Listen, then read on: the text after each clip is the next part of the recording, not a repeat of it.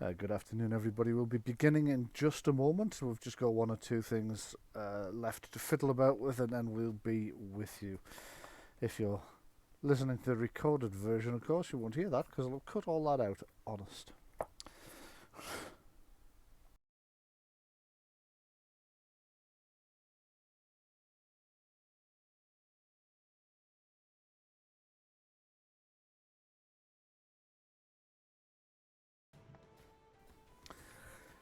Good afternoon and welcome to our weekly, more or less weekly, I know we missed last week, but our weekly fantasy age game. And we're switching back to the Company of Light for the final arc in their first campaign. Excuse me. So I suppose I should probably do a bit of a recap of the campaign, but before I do that, I'll introduce everyone. I'm Bryan F. Irving. I'll be your games master for this evening. The rule system we'll be using is Fantasy Age by Green Ronin Publishing. The maps are by myself using Campaign Cartographer 3 from Pro Fantasy Software, which you can pick up for a very reasonable price from their website. The scenario is also entirely by myself.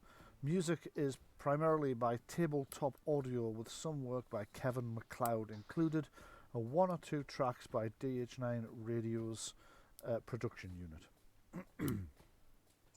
Starting from the bottom left-hand corner of our screen, our cast today, who will introduce themselves as I name them, are Louise Morris, playing Mog of the Bright Eye Clan. Hello. Sean McGuile as Kellen of Highgate. Good afternoon. Patrick Heaviside as Gorok Clovenhelm. Hello. And the cast will be playing Adrienne this evening. This afternoon, really. It's not evening. Well, I suppose it depends very much on where you are in the world and whether you're listening to the live broadcast on Twitch or the recording later on. Okay, so we find ourselves in the frontier of the Grand Duchy of Jeff in a Flanish on Greyhawk. We're in the mountains near the barrier peaks in a small trading facility called Fannon's Trading Post along the river, beyond which various gold mines, trappers' camps and small settlements exist, along with an awful lot of other things. The Company of Light are just returning from their last jaunt out, which I think, if memory serves, was to the circus, was it not? No, I'm pretty certain we were at the tombs last. Sorry, yes, of course you were. You went back to the tombs, yeah. That kind of brings us to the circle of where the campaign began. The campaign began when three separate adventuring companies all found a remarkably similar tomb in what turned out to be exactly the same hidden canyon in the mountains. Each tomb initially purported to be the tomb of the long-dead necromancer Saragosa. The Company of Light in particular have been on the trail of Saragosa's legend ever since and have visited various sites across the Grand Duchy in order to try and piece together more of the mystery of the man's history and past, and of course in order to plunder his magical knowledge, which was said to outstrip most, if not all. During the course of these investigations, they've discovered a small cave within the Beast Caves to the north of Fannon's that appears to have been one of Saragosa's hideouts when he was driven out of his mansion after the death of the rest of his family. They've been to his mansion where they encountered the Rat King, Roland I, later Roland II, for complicated reasons we shan't go into. They've returned to the other tombs and discovered further complexes deep beneath those tombs run by a ghoul lord. And now they're about to set out, not right this second, but soon they are about to set out on their journey towards what is believed to have been the last great home of Saragosa the Mage, his tower. They've now discovered, due to clues picked up across the lands. However, right now they're returning to Fannon's. It's a bright, if somewhat chill day in the early autumn of the Flanesh. Just move our characters, our players over onto the new map. Loud in there today. That is a bit loud in there and somewhat distorted, I think. That sounds a little bit distorted to me, that background. So I think what we'll do instead is we'll swap it for some lively tavern music. There we go. So the map will resolve in a moment, but you're returning through the eastern gate. You should be able to find yourselves, if you pan down and across to the east, just south of the Thane of Palo and near the toilets. Speaking of which, I'm going to go and check on my phone. Okay. So returning through the open, almost constantly open gates, really, Thannon's are only closed when there's known danger. I should point out that the map's a little bit fuzzy at the moment. Don't worry too much about that. It will resolve nicely soon, I hope. So you're heading over. Fine on my screen. Fine on your screen. It's just my screen being a bit on the slow side then. Yeah. If mine Mine's fine as well. Right, Same okay. here. So it's definitely just me, the one that's handling the recording. There we go. It's resolved now. Right. One thing I noticed when my character sheet came up there was it was missing 9 hit points, Okay. Add them back on. That's which I fixed it. good. That's one thing I should mention. Everybody should be back up to full health and full magic as well. Okay, Gora, you head over to the Thane, take a quick look over. Everything's exactly as you left it. It looks as if there have been people, well, not exactly as you left it. It looks as if there have been people in the Thane. There are a few things that have been left as tribute or sacrifice to Palo, mostly fruits and vegetables, some of which are in a bit of an unpleasant state about now. So unfortunately, the tent that serves as the Thane is a little bit more full of fruit flies than you might otherwise have liked. Okay. But essentially, Time for a bit of sorry. time for a bit of maintenance. Indeed, so you spend a little bit of time cleaning up the thing, shooing the fruit flies out, opening the flaps to let a bit of fresh air in, getting rid of the rotted fruit that people have left as tribute. It occurs to you that Granny Ann will probably use that on her turnips as part of the compost. What are the rest of you doing while Gora's busily cleaning out the thing? And could I possibly get a perception seeing roll, actually from both Gora and from Mog, please? I'm just going to check if anyone else has eyes on from there. Actually, yeah, it's looking like from everybody, please. I don't have Perceptions. seeing, I've got searching. No, it has to be seeing for this one because you're not Okay, actively let's do a seeing regular it, perception. searching it. Yeah, that's fine. So, Gora, you were a little bit distracted by the heading for the Thane, so I've actually made your target number just one stage higher than everyone else, so you and Adrienne don't notice. However, Mog and Mog's actually not noticed either, but Kellen has. North of you, you can see some tents that you feel you recognise. And as you came in, you also noticed there's a wagon that one wagon's pretty much like another, but it's parked near the tents and next to a Vardo, and something about that combination is very much sparking things in your memory. That's what's his name, the dwarf, and his tall tales. Yes, it is. It is It's our indeed. secret cheese vendors. Your secret cheese vendors is Gert and the lads and lasses from Gert's Trading Coster. It looks like they're here. It's definitely their tents, their Vardo, and that would make that their wagon that's all parked up north, just behind the toilets, in what would not really be considered the nicest of places till you realise that the wind is blowing from that direction. Probably means those people on this side of the encampment are the worst off. You do notice a series of other wagons and covered tents over here as well. Looks as if it's quite busy in Fannon's at the moment, with at least 2 separate trading customers, possibly more. You can't tell if these 3 covered wagons plus the open wagon are a single group or whether it's 2 separate groups. And you can also see various people pottering about outside the main building, but within the compound. You can even hear horses whinnying in the distance. Some of them are cropping the grass over to the west of the compound.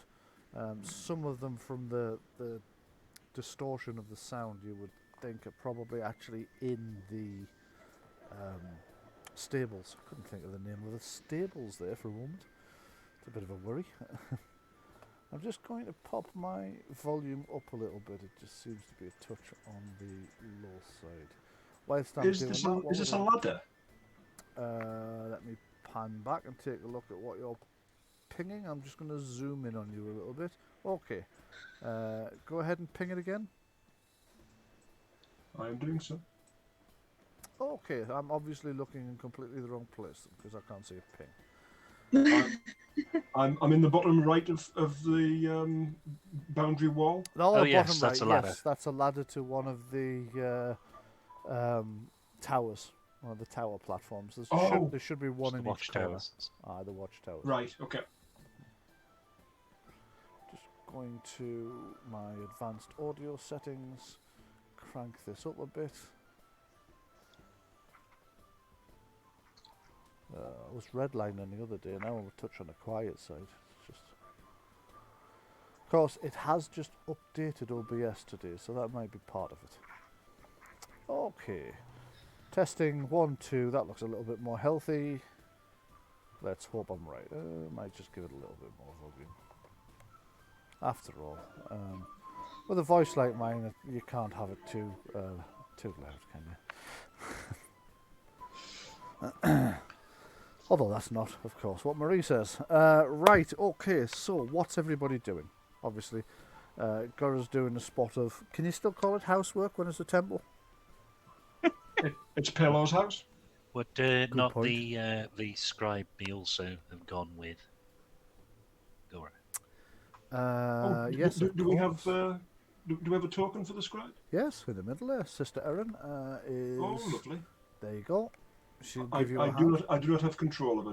Do I need control of her, or are you doing it? You don't need control of her, but it might be easier for both of us if you have it. So just give me a second, and I Okay. will set control by Gora. And name. Actually, she's got a character sheet, so I could probably. No, I can't do that. So novitiate Sister Erin. And I spelled novitiate wrong. And Erin as well, so 2 words out of 3 there. Go me. There you go. You should have control of her now. I don't know if she's got sight set actually, so let me just check that while I'm fiddling about with stuff. Yes, she has. Also, I can set up either of your NPCs to carry torches. It's been occurring to me all this while. There's always been like, who's got the light? And you've got 2 NPCs that could be carrying it sometimes. Okay, so she'll give you a hand cleaning up the temple. She'll carry off the collection plates that have got the fruit on it and take them over to where Granny M's compost buckets are, and our vegetable patches. That's it. Composter. I'm not doing well with English at the moment. I do apologise. No canned speech. I'm gonna just have a quick glance around and make sure I can't see Granny M anywhere.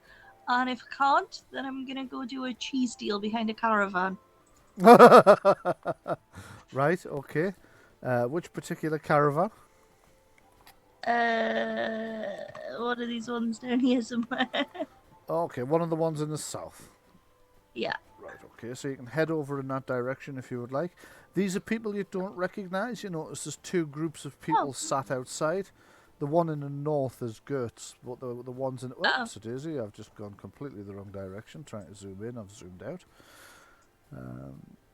But the ones in the south, as you come around the corner, you realise you don't recognise these people, although the first group, the people that are sat outside the darker covered wagon, the centre of the 3 covered wagons, you notice as you come round the corner, they appear to be a bunch of halflings sat there having what you imagine is probably second or third dinner. Beyond them, next to the uncovered wagon, you see a group of humans instead. A group of humans as well. As well as. As well as, yeah. None of these are faces that you particularly recognise. Okay, I'm gonna head up north, but I'll give them a cheery wave before I go. Okay, you give them a Hello. cheery wave and they all wave back. It has just occurred to me I didn't do one thing I should have done today, which is check that the API scripts are running. It would appear So that they They all are. scream "orc" and run around like as if they're about to be touched. That's a good point, actually. I'd forgotten the fact that, for some reason, I'd forgotten the fact that Mog is an orc. So yeah, the halflings are kind of waving back, but very nervously.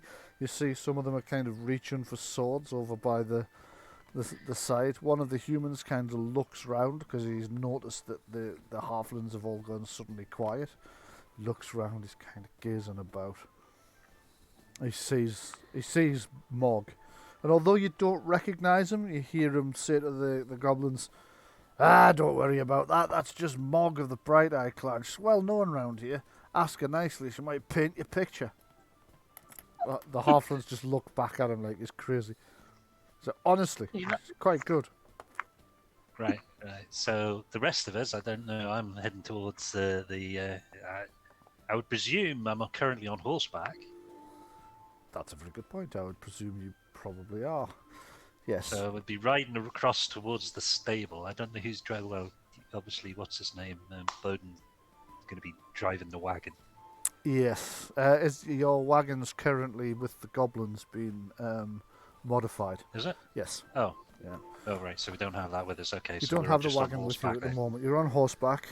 You've got your riding mounts, but the wagon itself is actually you're not currently sure exactly where because the goblins have continued on their circuit, but they were going to leave message with you here when the wagon was Right. ready to collect and where you could pick it up from. So as we're proceeding westwards, who's this? Okay, feel free to click on them and use the talk to. So what do? I click on me. Yep. And then There should be a. I can't spot it in there's my a speak to little- NPC button. That's the one. Yeah, click on that and it'll ask you who you want to speak to. Choose a target. Okay. No table with that name. Oh, okay. Well, that's a good start. Well, he obviously hasn't got anything interesting to say. He looks round as you come and greet him. Hello. He appears to be, from the way he's dressed, you would say some form of. Well, he doesn't look like a travelling merchant. He looks just a little bit too well dressed, but he's got a lot of sort of loose fitting robes on him that would make it very easy to move. You notice that he's got what at first glance appear to be bandages round his wrist, running up from his wrist to his elbow. But you realise something about them is they don't appear to be there for medical reasons, and you realise he's actually got his wrists strapped up so they're supported rather than bandaging any cuts or bruises or wounds. Having said that, he does have skimmed knuckles and a bit of a bruise on the side of his face where he's obviously been hit with something. Getting quite a It lot looks of... like some sort of monk. He does indeed look Fighting like... monk. Yeah, he does look like that. We're getting quite a lot of background noise from somewhere. Sorry, Kev put the washing machine on and then went to bed. I can't turn it off, No, that's but fine. it is nearly finished. Oh, that's okay. That's okay. I just It's the wondered if it sound was. of hands trying to fall off the top of it. I'm so sorry. It's more of a gentle hissing noise I'm hearing, so than a clangy, bouncy noise. Don't worry about it. It's more or less gone away now, anyway. So. I will mute myself when I'm not speaking. Okay. Okay. Yes, that's definitely made a big difference. So it must have been coming through your. We're gonna have to buy you a headset. That'll solve all of this problems. Okay. Yeah, that solved all of my problems. Yes. Yeah. Sound problems, anyway. Nothing else. Yeah. Just gonna anyway, I'll give him a courteous greeting, and then basically I will dismount at the door, and I'll have I can't remember his name exactly. Baden. Baden the Squire. Take the horses to the stables. Right, you are. Baden. And then tell him once he's actually sorted the horses and the pack out, he can come inside. Okay.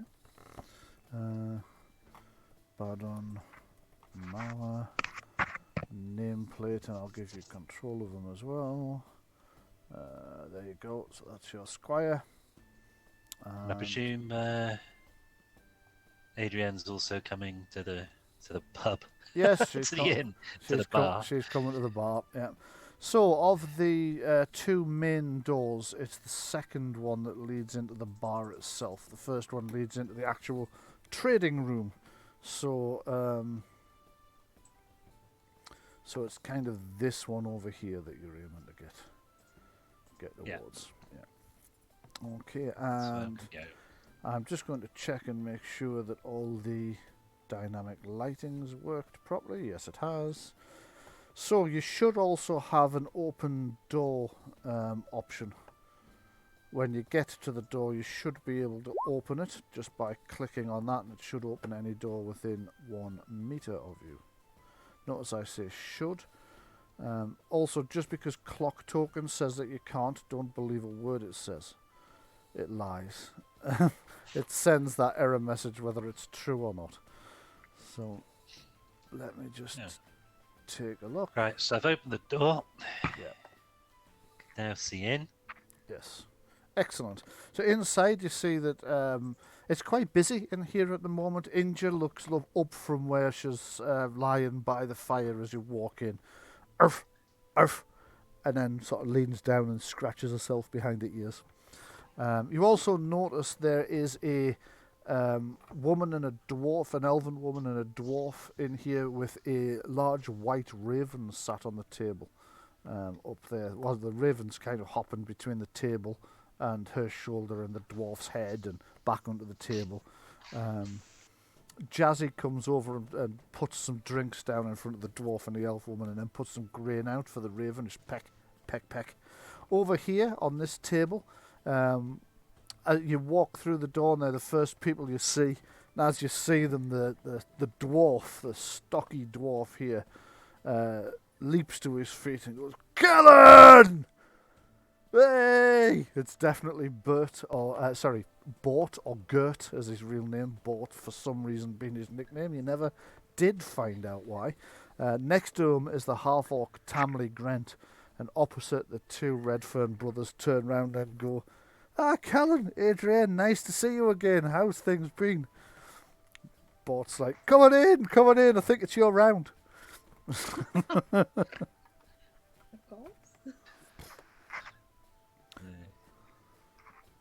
Okay. Well, I'm still outside, completely oblivious that they're in there trying to buy cheese somewhere. Right, And I have gone up to their caravan. Right. You head up to their... Sorry. I was just going to say, is anybody up there? No. You head up there and discover that there doesn't appear to be anybody here, so you knock on Gert's Vardo, get no answer. You go and announce yourself at the two tents. Again, no answer.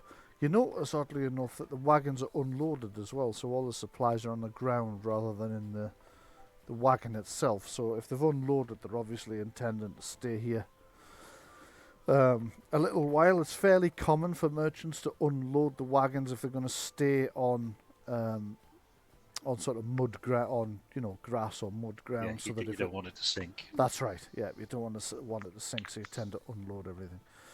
But if you're just staying briefly, you might leave it on board. So this rather implies that they're intending to stay a while, but they're not here at the moment, so you suspect they must be inside. Well, that's okay as well then, because I've just got a new tattoo on my throat and it's killing, and I really fancy a drink. So I'll meet them when I get in there if they're in there. Right, you are. You can head on over to the tavern then. Now, the dwarf and the woman with the bird, I don't think know Kellen and Adrienne at all. I don't think they've ever met. No, they don't. Yeah. Whereas the other lot, they're currently dragging extra chairs over and moving up so you can get in. And come on, have a sit down. Is everybody else? Is Mog kicking about somewhere? I'm on my way. I'm down here. Is the door still open? Yes. Yeah.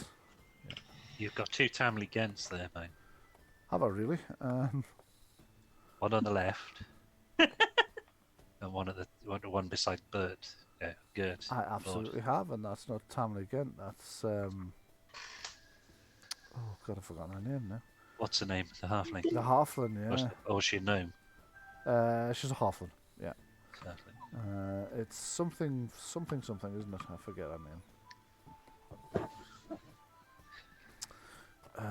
Greenleaf, of course it is. Greenleaf. There we go, the halfling. There we go.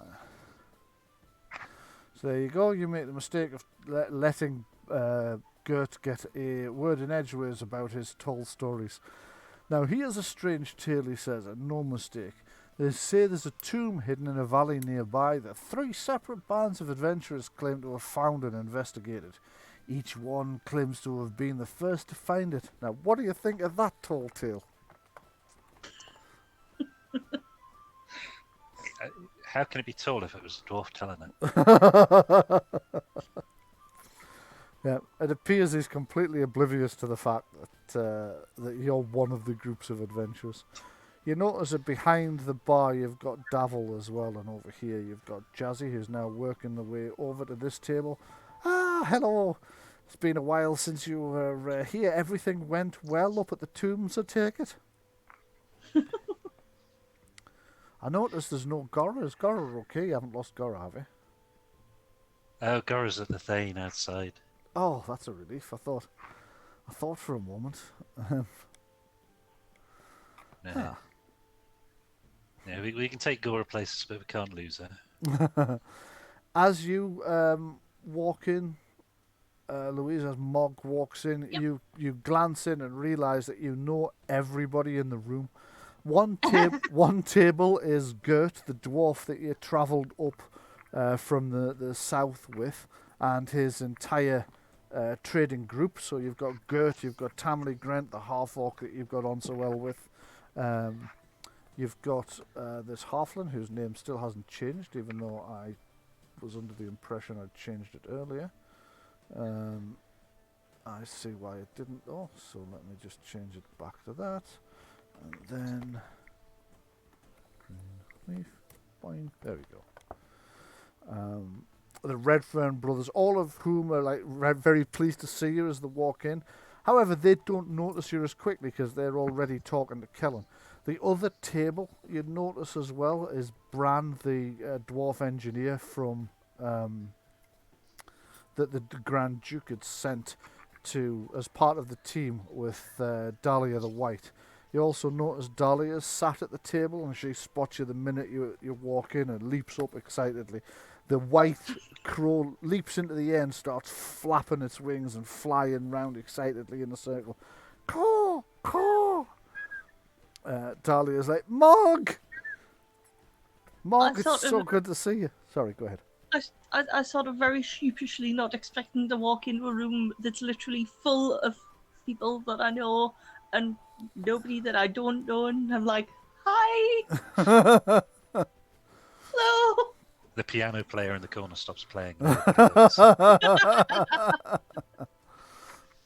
Yeah. How's everybody doing?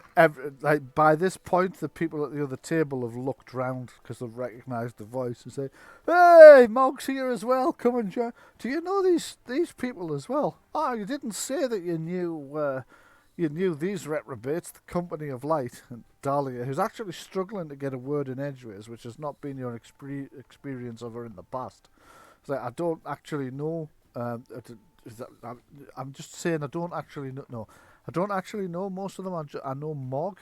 Are the others okay, Mog? Weren't you with a group of adventurers? Yeah, they were fine last time I saw them. We saw them recently. Actually, we travelled partway in the same direction. That musician hasn't got any better. Although you don't know him, do you? Music? The rest of them are okay. Musician? I don't remember there being a musician. Yeah, you won't know him. Your ears will thank you. There was that rather. There was. Let's see if I can remember now. There was that rather handsome elf, and there was that rather handsome human woman, and oh yeah, They are quite a pretty group, aren't they? yeah, and that big fuzzy one as well. The bear man, Courage. I remember him. I say bear man. He seemed to spend as much time in other animal forms as that. He was quite fun. You can do other animals now as well. All right, okay, that's interesting. So, are you not with them anymore? I was only with them temporarily to avoid going to a monastery. Oh, right, okay.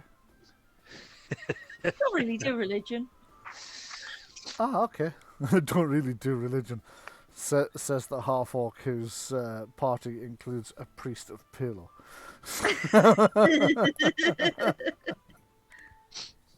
how have you been? How's things up at the beacon and everything? All going well? Yeah. Managing to keep a hold of your hair accessories now?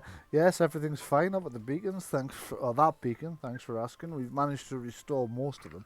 There's a couple that are so far into the barrier peaks that we can't actually manage to find.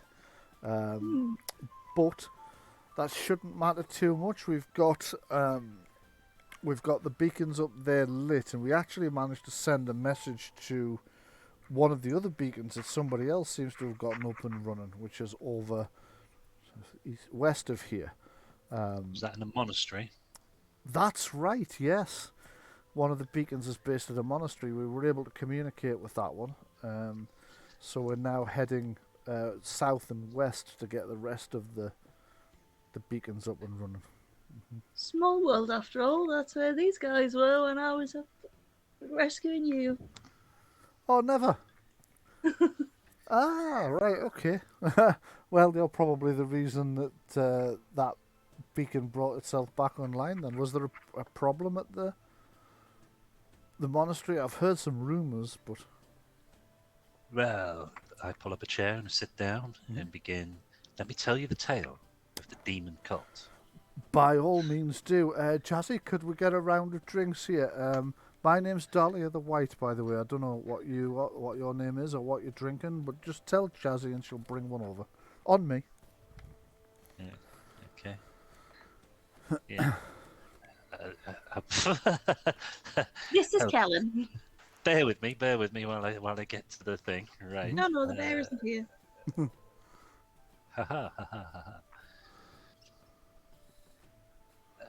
Right. I am Sir Kellen, Knight, Guardian of the Royal Justice. Ah, excellent. Another servant of our liege. Always nice to meet some others in the same general sort of line of work. You seem to be doing a lot better for yourself than I am, though. Nice to meet you, sir. Do you prefer sir or just Kellen? No, Which you would you prefer? can just call me Kellen. Okay. You can just call me Dahlia. White. Oh, White if you prefer, yes. Dahlia. You're white, I'm a white.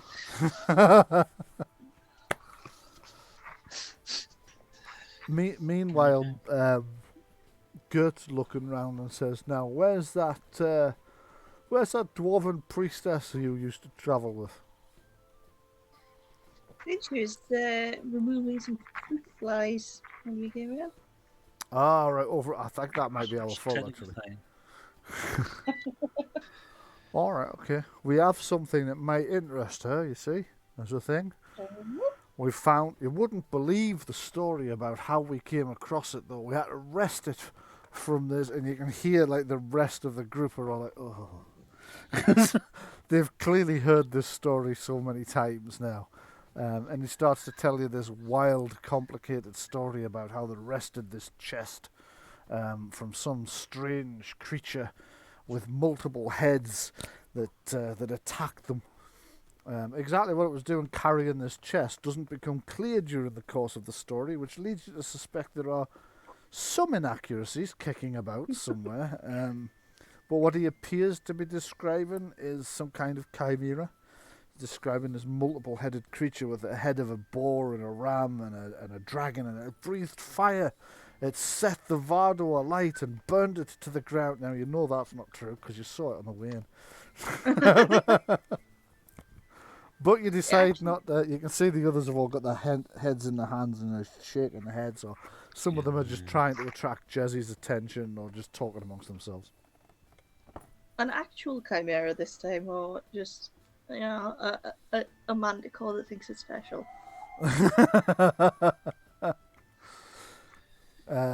Well, I don't know what to call the thing, but it was huge. It must have been easily the size of, this building, at least. And like the others are like, oh, God. Yeah, it was huge. Huge. Tamley says, yes, indeed, the way Gert tells it is even bigger than his ego. Gert's like, now that's a touch unfair. There is nothing bigger than my ego.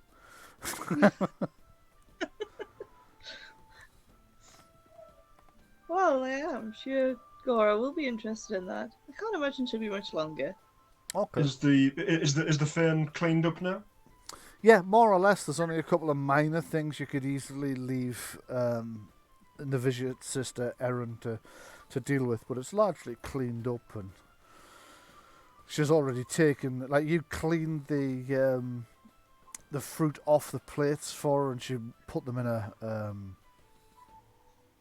basket and took them away. Mm-hmm. She's now come back and she's helping. She's collected the plates because she said the best way of getting the plates cleaned is probably if we take them over to the main building and ask if we can use the kitchen to clean those.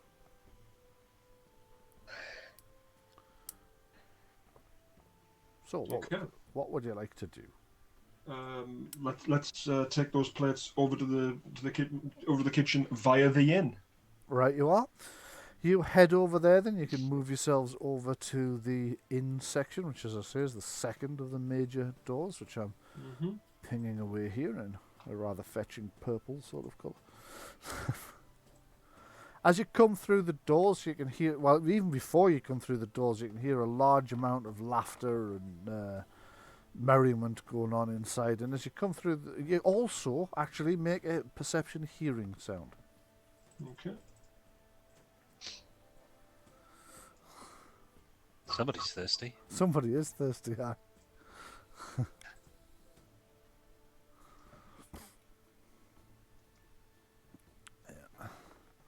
I doubt I can hear anything with that. No, you can't. So you come through. You can't hear anything specific. You can hear a lot of laughter and talking and merriment from the inside. You can hear the occasional wolf, and you can hear caw noise as well. Because I noticed that Kellen's just managed to trigger that. Some of these characters have specific rumour tables. Some of them are on the general. As you come through the door, you're surprised by how busy it is at the moment. As well as your own party, you see another party which you recognise, which is Gert, the dwarf trader that you travelled north with, and all his companions, the halfling cook, the Redfern brothers, Tamley Gent, whose scowl as you come through the door kind of becomes just one iota less scowly, which you think is probably as friendly as she ever gets with anyone other than Mog. Also, Hang on, is that the orc that I put back together after when Yes. she was wounded? yes, yeah. Mm. Yeah. How did the wound scar? The wound scarred quite nicely, thank you. She proudly shows it off. You did an excellent job of making sure that's scarred. I'll buy you a drink for that. Thank you very much. Bar woman. Jazzy's dashing around. She's like, yes, okay. Jeez. I'm just dealing with... Right, okay, what's everybody want? I'll just do everything, shall I? And like from behind the bar, our husband Davil says, to be fair, Jazzy, that is kind of your... And then he ducks as this empty pewter pot comes hurtling over towards him. You get the impression Jazzy's not in the best of moods at the moment. You also don't know Dahlia the White, if I remember rightly, No. so she's unlikely to greet you. Gert, on the other hand, says, I'm pleased to see you. I seem to remember you told me once that you liked puzzles. I love puzzles, yes. Excellent. Oh, I see what it is. Yes. Well then, I think you should take a look at this. He like rummages round. Bugger. I think I've left it in the caravan. Hold on a second. Ulf, could you go and get the puzzle chest that we found? Ulf's like, you want me to go and get the right? Okay, I'll just carry it myself. That's Puzzle fine. chest? It's not like it's heavy or anything as he wanders off out there. Yeah. You haven't visited a certain goblin carnival by any chance, have you? No, we haven't.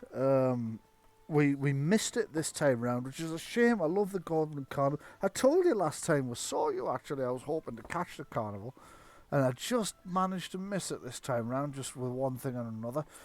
But I'll tell you the tale of how we came to this puzzle chest, and you hear the rest of his party go, oh. As he once again launches into the tale of this increasingly deadly sounding chimera, which now had 4 heads instead of the 3 it had when he told the story a moment ago. And apparently there was a giant riding upon its back, a great storm giant, which threw... Did I mention that before, Morg? Did I tell you about the giant? I had to bring the giant down myself. And I'll tell you... Should we forget that? Oh, is that why it's a tall tale? It's a tall tale because of the giant in it. Why else would it possibly be? I'll tell you as well, in the first blow he knocked my weapon from his hand. Isn't that right, Tamley? And Tamley looks and went, no. You remember the giant, don't you, Tamley? No.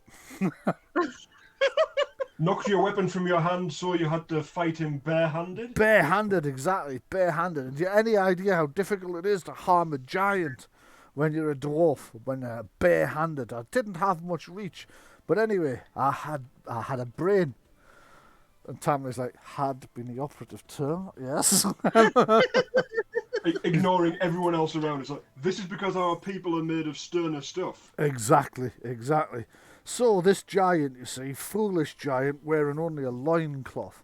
Well, that gave me an idea, you see, so I bit him. No. Classic mistake. Classic mistake. Can you imagine where I bit him and the howls of screaming pain? Don't think I want to. The ankle, obviously. The back of the ankle. Like I say, he was only wearing a loincloth. He didn't have trousers or anything to cover his ankle. So I bit... What were you thinking, you devious little cupcake? Did you just call Mog a cupcake? He did, As he says, oddly enough, as he says it, hush descends across the rest of his... and they all start winking at each other. As soon as he says cupcake, you all kind of Mog. go silent, wink at each other, and barely a second later he says, cupcakes. Do you know what? I could just fancy something sweet. And the others, you can actually see 2 of the others are exchanging, like one of them's like, oh, bugger.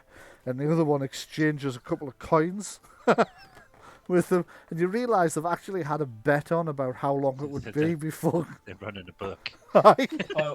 I'll order us a round of jam roly-poly if it's on the menu.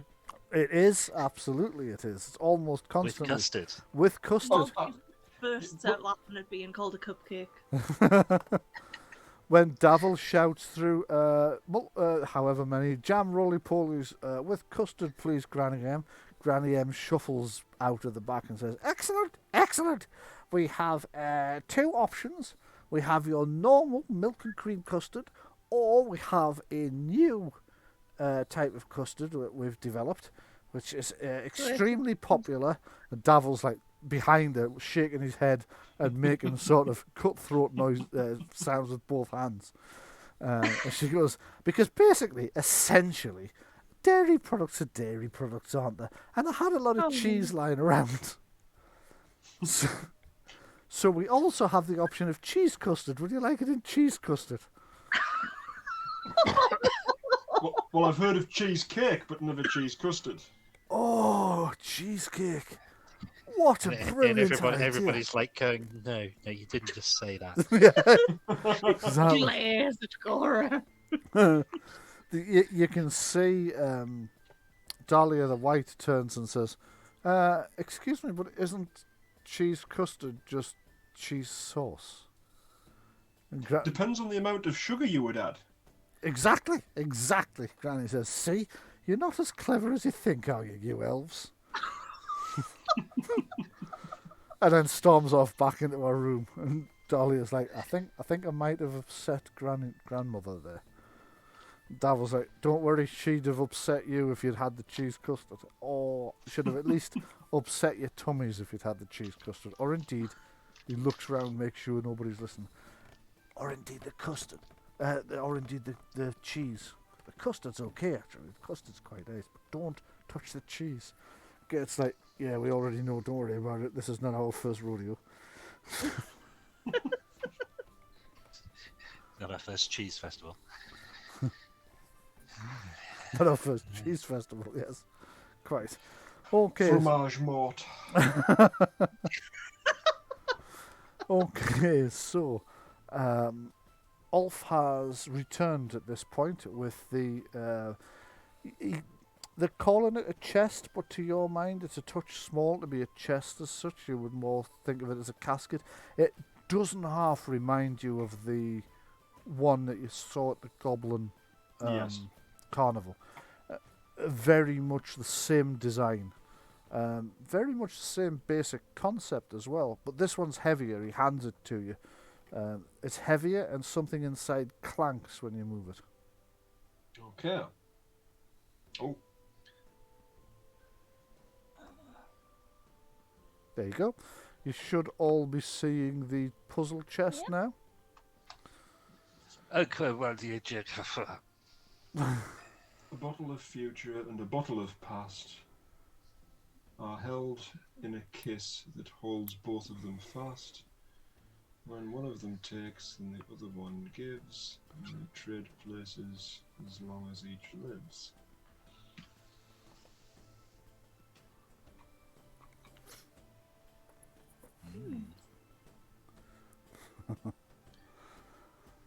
Yeah, you know what it is, don't you? Well, I know what it is. An hourglass. Yeah, Oh, that would make sense. yeah, absolutely. Well, that one didn't take long. Find out if you're right. Change the dials. I'll work from the right hand side, Sean. Okay. How do we change it then? Right click, choose side. Yeah. Choose side. Oh, right. Well, that's what I think it is. I mean, if anybody else has a... Well, the thing is, it absolutely fits. And if Bryan's obeying the golden rule of riddles, then if it fits every clue, then it is the answer. Unless there's more than one answer. Regardless of what the answer is that you give, if it fits every clue, it becomes the answer. There is a school of games master and riddles that suggests you do that, yes. Whether or not I subscribe to it, I'm not telling you. And it fits the number of letters. It does. The other 3 tumblers appearing to be blank on all sides. Yep. Okay. the lid just pops up about half a centimetre as you scroll it all to the words hourglass, and you find something inside, something of great interest. Is it an hourglass? It's a mask of aisles. It's an hourglass. No, it's not. I should have thought of that. Actually. Before we do anything, yeah, I do like that. Yeah, well, and you still can, of course. It's a But neck timer. I said to Bort, have you had this open before? Nope. No, This I is the haven't. first time this has been opened. This is the first time it's been opened. Yes. Tell me you've at least checked it for traps. No. Well, I mean, we checked the outside for traps, but Is that why you're Bort standing and by the the others, door? yeah, you see the others are all pushing themselves back a bit. Yeah, we've definitely not checked the inside for traps. Now you mention it, as they're all moving the chairs an inch at a time further away from you. What is within? Okay. Inside the box are several pottery vials stoppered with corks, a small pottery compact, and a clay pot. On closer inspection, 3 of the vials have a heart emblem on them, while 3 have a muscular arm emblem. The contents of these are as yet unknown. You've gone very muffled. Yeah.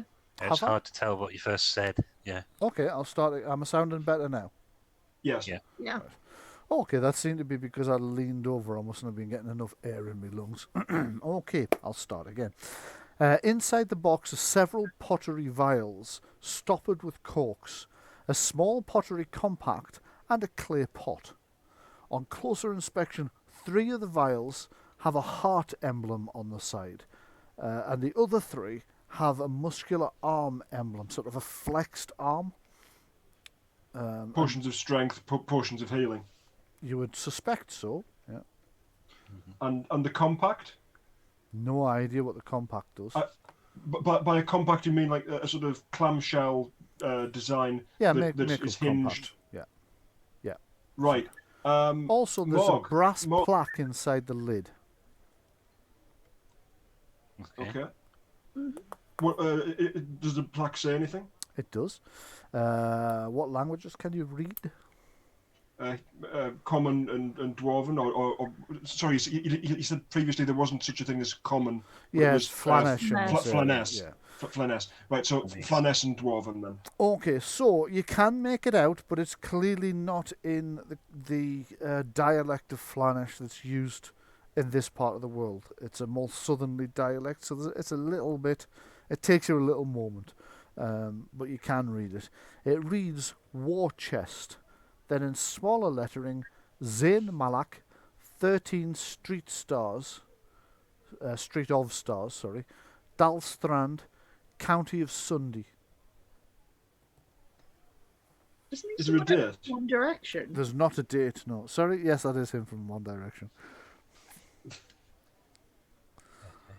They just happened. There was a news article appeared in front of me while I was trying to come up with a name, so I just nicked it. Fair enough. Okay. Okay.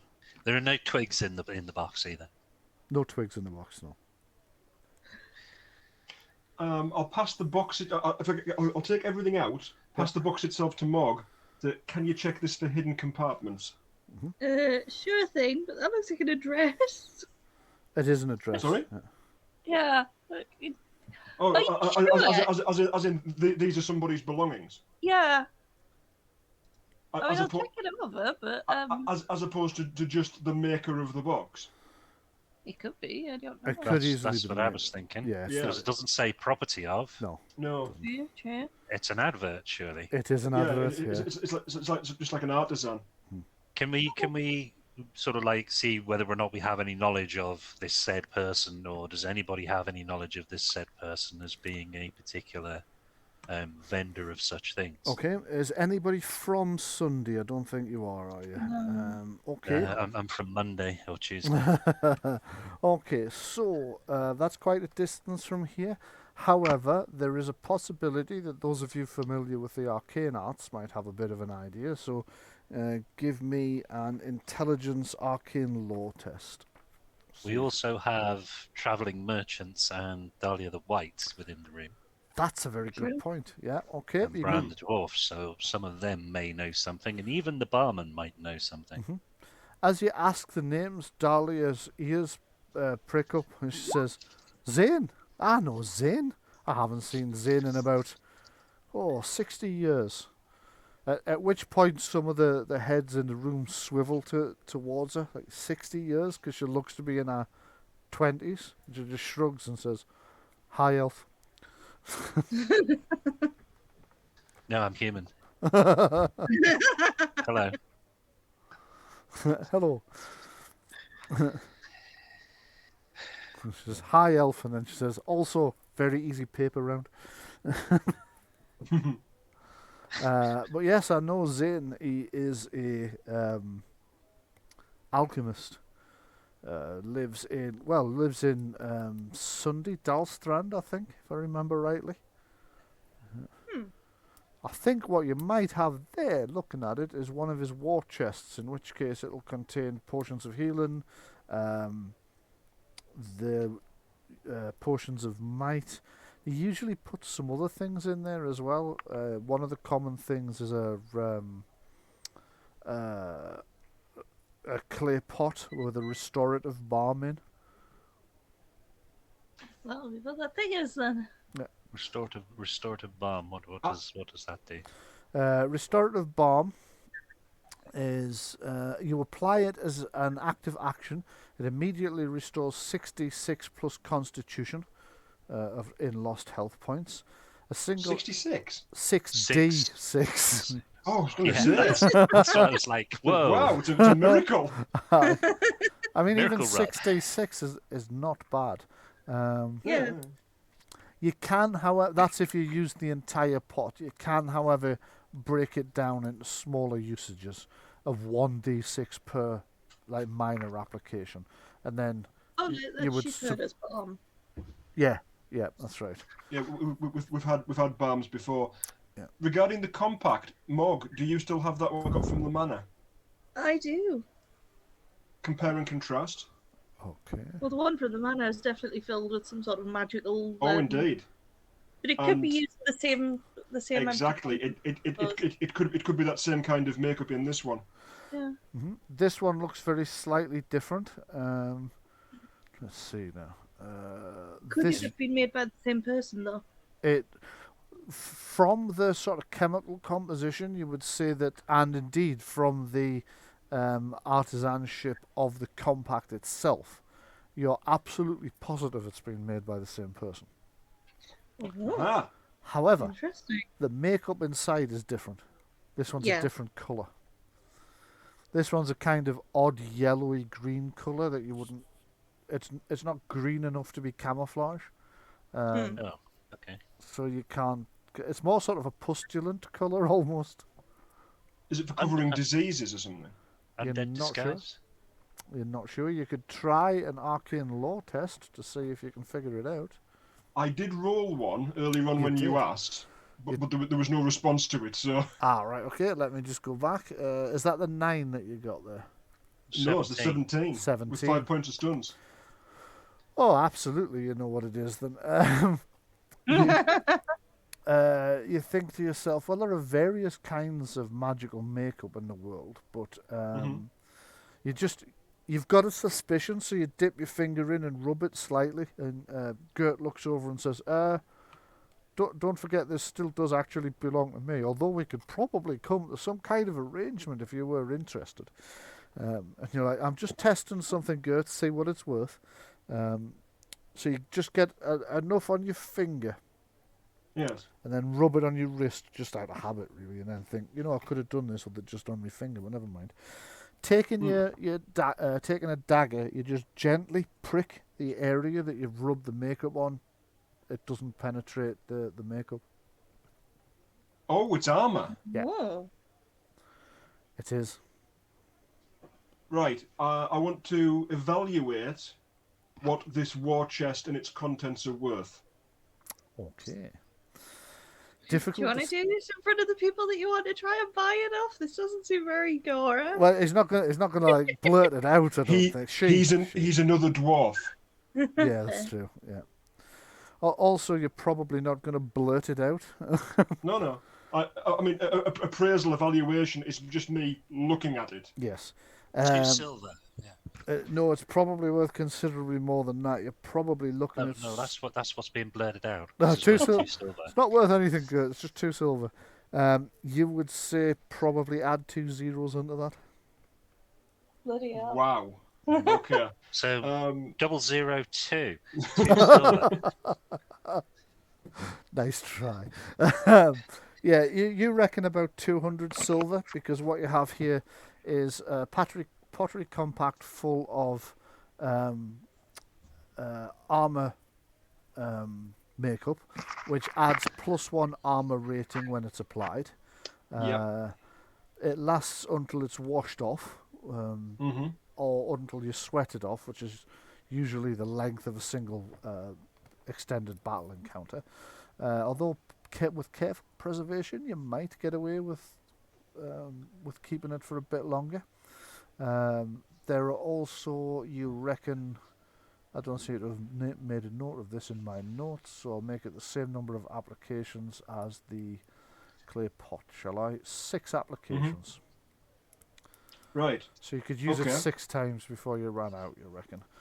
That plus the contents of the clay pot and the healing and might potions, you reckon about 200 silver would be probably a sort of the lower end of the price range, up to about 250. Right. Well, I like Bort, and he's the same race as me, and I believe we agreed they were going to join our road wardens as one of our first travelling caravans. So I want to be absolutely and completely honest with the guy. Okay. So first thing I'll say is this for sale? Everything I own is almost everything I own is for sale. If I don't wear it, sleep on it, or intend to eat it, it's for sale. Right. What is here will be incredibly useful to the Company of Light on the adventure we're about to go on. I will personally offer you 200 silver for this. Okay. Well, that's a good offer. That is a good offer. But I did have to single-handedly and with my bare hands fight both a giant and a chimera for it. And look, I got a boo-boo on my thumb. Well, shall we stealing say... on him for free. No, hang on. Give that to me. Right, Give it here. You can't see any injury there at all. Oh, that doesn't matter. I'm going to try to give off the air of like a dwarf mother. Right, okay. You're give gonna that to lick me. it better. Give it here. Okay. I take out my little my silver hammer, which is my arcane device, And break his thumb. Yeah, very gently, like I'm tapping out dents on it. Does it fucking hurt now, Kurt? Does it? There you go. Now it's forged in the name of Paylor. And it's now 150 silver the offer. Thank you, I think. Well, I think given the amount of difficulty and the fact that I was almost killed 4, possibly 5 times. And I name you Bort Giant Killer Silver Thumb. Okay, this is good. I like this. This is good. Bort Giant Killer thing. So yes, that's good. That's good. If you would canonise my thing on dwarven names. Yes. Yeah, absolutely. I shall indeed. Well, yeah, I like that. That's good. I like that. Okay. Well, I tell you what, make it 225 then, in that case. I was going to say 250, but I think what you've just offered me there is worth the 25 silver pieces that I'll lose. I mean, this cost me a lot of money. I'll give you a bit of luck money, Bort. Okay. Call it 210. 210? You must be mad. 215 and we've got a deal. I'll throw in a persuasion roll. Go for it. Get him another dessert. He'll drop Right. Blind with pudding. That's a point. Has that jam roly-poly arrived yet? It's just coming now, actually. Mm. You can Jazz have is your just portion. coming over with it, putting the jam roly-poly out. It is actually extremely nice as well. Mm-hmm. Stodgy desserts she can handle. Cheese, Mm-hmm. not so much. You can see Granny sticks her head out the kitchen. Can I not interest anybody in a little bit of grated cheese on that? No! The entire tap room's just like, no!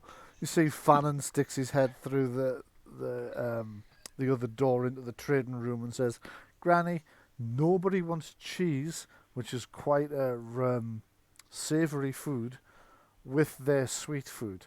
And Granny stands there, huffs a bit, puts both her fists on her hips and says, cheese, cake, and just walks back into the... Can I just step in and say something? Uh-huh. It would be an insult to your fine cheese to put it with such a plain dessert. Are you Don't call a dessert plain? you calling my Sorry. desserts plain? She colours up furiously red. Damn. Dear and honoured Granny M, please, I would take a side plate of your cheese. Would you possibly make a cheese board for me to take away? Cheese board, certainly I will, yes. Just give me a moment. Fannon's stood there looking completely gobsmacked, and then once he's sure that she's busy because he can hear her try and hack pieces off the cheese wheel, he walks into the middle and in a slightly sort of stage whispery voice says, which one of you idiots told her about cheesecake? Oh, it was you, was it? Why are you standing by the door? Have you just deliberately come here to cause issues? Have you? Cheesecake. She'll be trying to flog that to the Hello, Granny. How is... Oh, that's an interesting cheese board you've made for him there. But you do realise when he says cheese board, he doesn't mean an actual board made of... Never mind. Granny places in front of you what looks like a chopping board, but there's nothing on it. So at first you're like, am I missing something? And then you realise it is the cheese. it is the cheese. Basically, she's hammered a wheel of cheese flat, so it looks like a chopping board, and handed you that. Thank you very much. You're very Greatly welcome. appreciated. You're very welcome, little girl. And she pats you on the head. The blessings of Palor upon you. And upon you. And she goes back to the kitchen.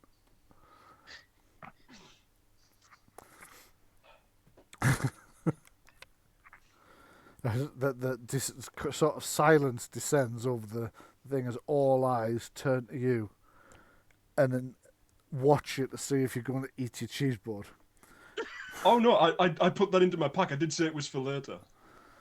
Gert says, now, where were we? We were 215 gold, weren't we? And you were trying... you were going to eat pudding. Yes, What you you were going to say something about pudding, weren't you? 210 silver, and I will tell your stories everywhere I go. Oh, see, that's quite tempting. But I've had another idea, and I can't decide which one I like the best now. Go on. Well, I really do like your idea of telling my stories far and wide, as is befitting a dwarf of my stature and grandiose heroism.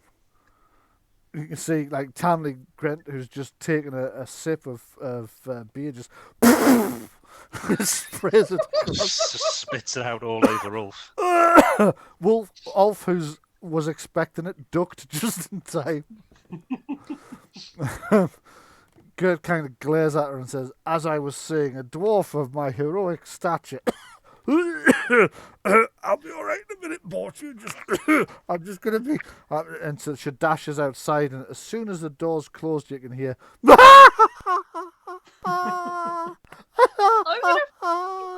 a couple of minutes of that, and she walks back in. I'm better now.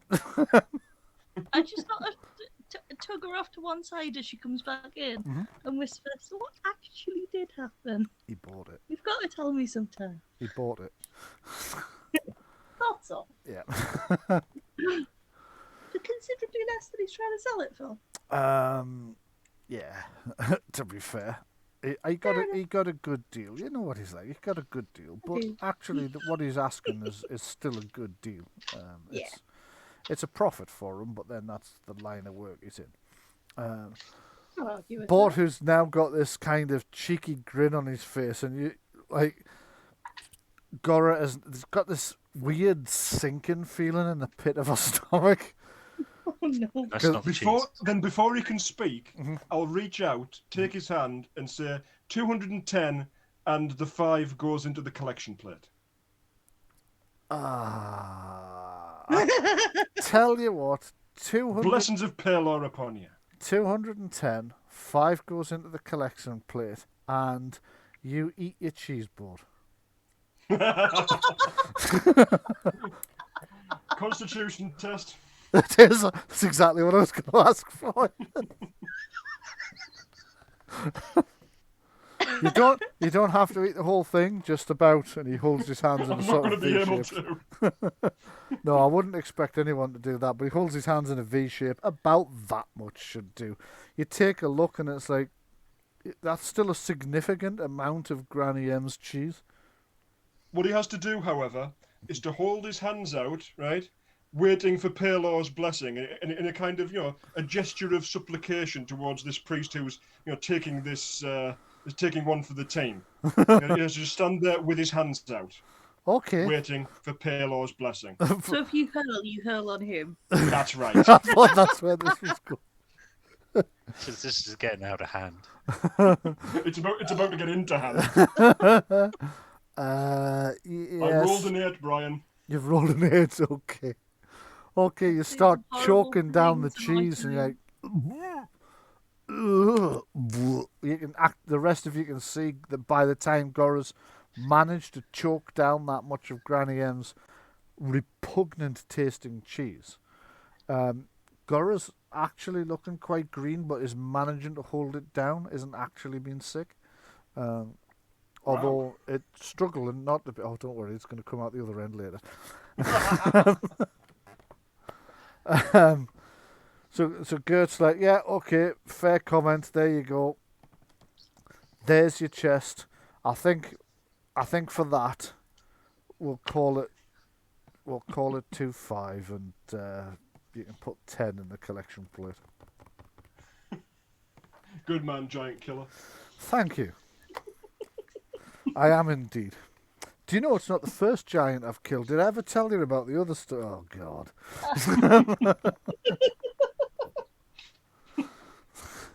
The rest of his party are desperately looking. Actually, wasn't that elf lady going to tell us a story about something? And like Dahlia sat there sort of looking right. Sorry, what? I was about to... Pardon? Something about it involved a buffalo and some bandits. And... the raid at Strathern Point, yes. Let me tell you all about that. If, of course, Mog doesn't mind, because that does make her somewhat the centre of the story with the heroic action she took, at which point sort of... You're too kind. Too kind. Bert pricks his ear up and says, "Ah, a fellow hero. Well, let's hear the tale." The rest of the night is spent with Dahlia embellishing the tale of the raid on Strathern Point, but actually not hugely. She embellishes it a little bit, more for laughs than anything else. So she throws in, she downplays the bloodiness of it a little bit, and she upplays all the more comic elements, like the look on the guy's face when the bear he was already frightened of suddenly changed into a bison and tried to charge up the stairs, and the bottom of the stairs collapsed. And she plays up the bit where she crept up on the guy that was going to ambush everybody, tried to hit him with a chair and completely missed. So she makes herself the butt of the jokes a little bit as well, and sort of upplays everybody else. And the part where the elf then shot that guy through the leg. Yes. And the bit where I And he fell fell down the stairs, And he- and I grabbed his hat on the way past. Yes, and you grabbed his hat on the way past, which is the hat you're wearing right now, I notice. Exactly. And Okay, it's much better. Bert's kind of huffing slightly in the corner. At first you think it's because it's a story in which he's not the hero. But then you realise it's not. It's because it turns out Dahlia the White is a much better storyteller than him. And she spins this raid out. Everybody's hanging on every word as well, because they can't see the embellishments, because they're kind of carefully woven into the tale. It's very believable. It's very realistic, and in fact, it is largely accurate. It's just, as I say, she plays up the comic effects a bit and downplays the bloodiness of the raid a bit. She's almost at the end of the tale when Gora starts to feel in her stomach. Excuse me, I'm just going to go have a quick prayer. You've never seen Gora move so fast. She's out of her chair, which just topples over backwards, clang on the ground, dashes out the door, throwing small children and animals behind her. To disappear into the darkness, because it's quite dark now. It's later in the day. Off to the and for the rest of the night, Gora spends most of it in the earth closet. You mean she's privy to a religious experience? That's brilliant. Yes, I do. Okay, so what else would people like to do for the rest of the night? By the time Dahlia's told the story, it's kind of dragged on till about sort of 10 o'clock at night, maybe it's a little bit later. Well, Yes. Mog wants to show off a new tattoo to anybody that will look at it. Yeah, everybody will look at it. Yeah. It's on her throat, and it's a skull with like a blindfold over the top of it.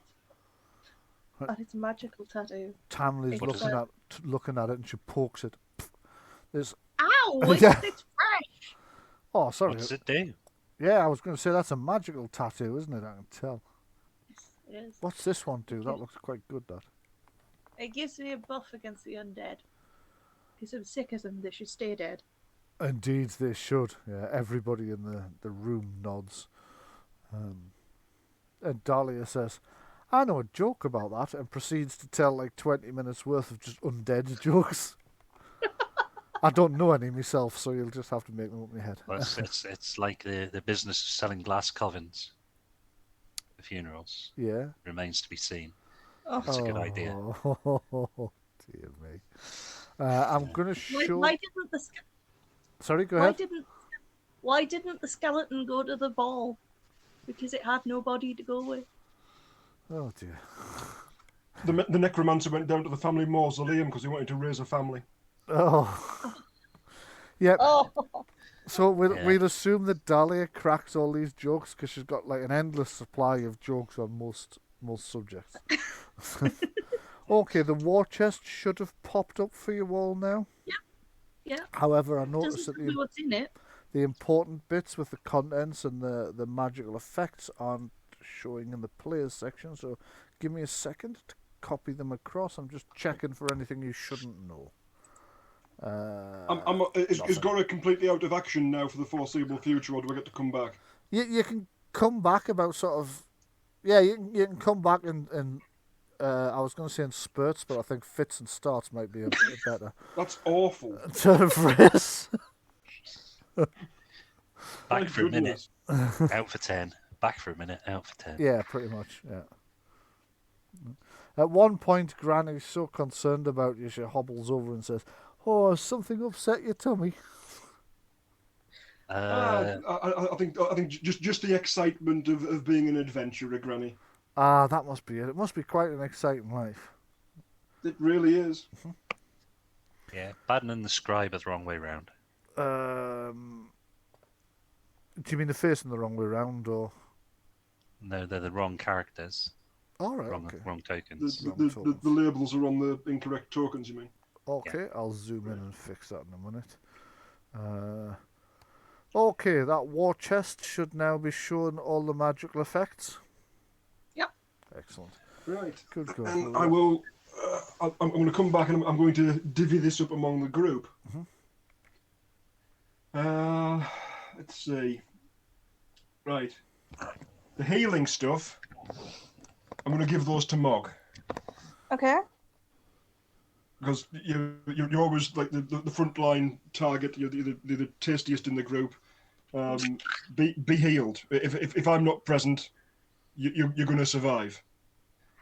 Kellen, you don't tend to take much damage at all between your defense and your armor, so you can hit harder. There's all the strength potions for you. Let's see, the armor, the makeup armor, I take it that doesn't adversely affect a mage. It doesn't. I'll give that to Adrienne. Yeah.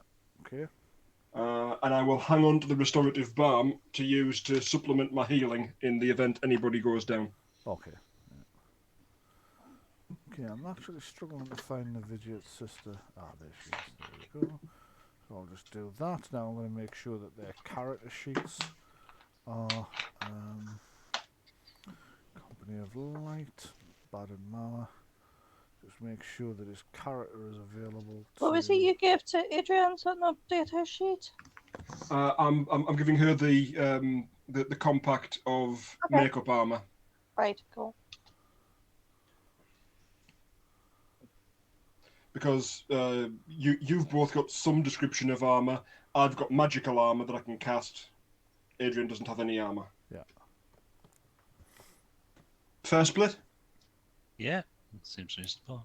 Okay, so we're going to go over to the... Then we have a nice wooden box. And you have a nice wooden box as well on top of Yes. Can the combination be altered from inside? Is there something like you can click across and change it? Okay, give me a... Now I just need to refresh my memory about which... There is a way of changing it. It involves some complicated readjustments of pins on the inside. So you are going to need to give me a... Well, the best option would be dexterity lock picking, actually, because you're essentially resetting the lock. Well, both in terms of the correct person to do it and the person I should think who should hold on to the box in general. There's a gift for Mog. Okay. Hey, thank you. You're welcome. So if you What do you want to transfer?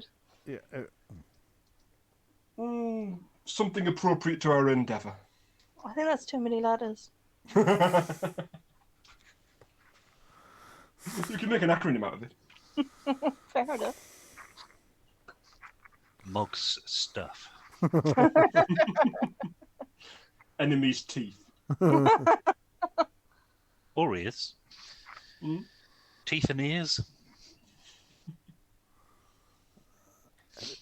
And in general, all players, and can be edited and controlled by...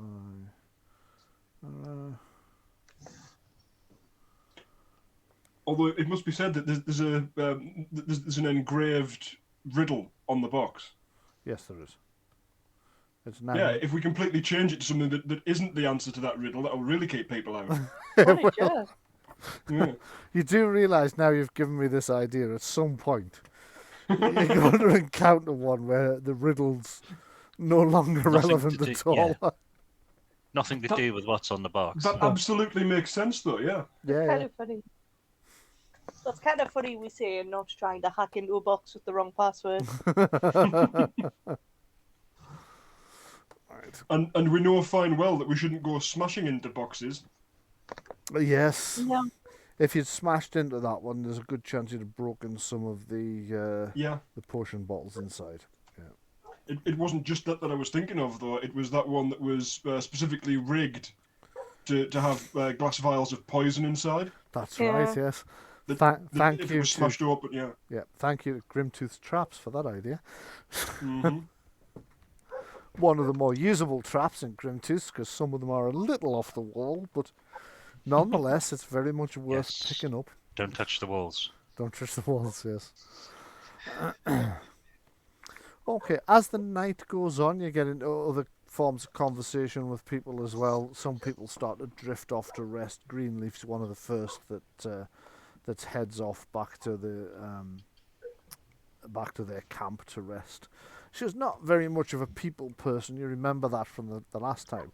Tamley doesn't come across as a people person, but actually she seems to enjoy the company of people. She just likes to scowl at them a lot, and doesn't particularly like to speak to most of them. But Bort does at some point ask you where you're headed next and how long you're staying here. I want to observe Bort and sort of put together everything that I've seen of him up to now, both this time around and previously. Mm-hmm. Do I have any suspicions about his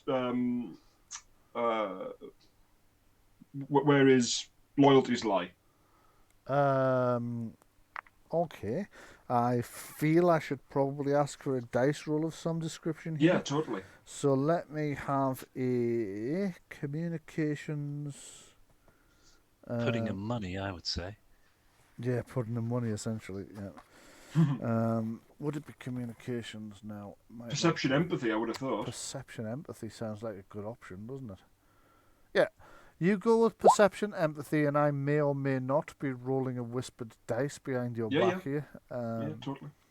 To compare them. You feel that, yes, pudding and money seem to essentially be his main joys in life, his main allegiances. That and his group. He seems actually quite dedicated to the people in his group. You remember from the previous time that as soon as it became apparent there was a risk of life and limb to his people, he stopped trying to get across that bridge and started sort of planning to take a much longer route that would have lost him some money. Some of his goods would have spoiled, until, of course, you guys came along and were able to defeat that mysterious knight for them so they could all get across. But that does strike you as somebody who at least puts, although he's very keen on making money, he does seem to at least put the people he's close to ahead of that. Right. So at this point, because of that role and what you've just said, I have no suspicion of him at all. None whatsoever. In which case, I tell him where we're going. Right, you are. Ah, right. Okay. Well, what a strange... So, you must have been one of the people that found those 3 tombs I was talking about earlier, then. We've been to all 3 of them, yes. How very interesting. You really must tell me the story of that at some point. Certainly. How long did you say you were staying here? Not long, just long enough to restock, and then we need to go off and collect a wagon. A wagon? Yes. Okay. We'll have to have a wagon with the Goblin Carnival. We need to go and collect it. Ah, right. Well, if I'm right about the Goblin... Sorry, were you asking in character or out of character? Out of character. Sorry, in character. It was Bort that was asking. I already know. Right. Okay. It seemed like you were confused. Like I confused you out of character. Sorry. No. Well, in which case, we're heading north ourselves when we leave here. Perhaps we could travel together again for a little bit. Oh, wonderful! Yes. Separate up at one of the northern towns. I would imagine the goblins should be able to catch up to them if we're willing to leave within the next day or 2. Certainly. Okay. If you're looking at the map now. Should have shifted. You see a little town that I'm pinging. Excuse me. That I'm pinging. That one there is where Bert suggests you're probably going to catch up with the goblins. At which point Fannon overhears you mention goblins. He says, now, goblins, that's a thing. There was a goblin here just the other day.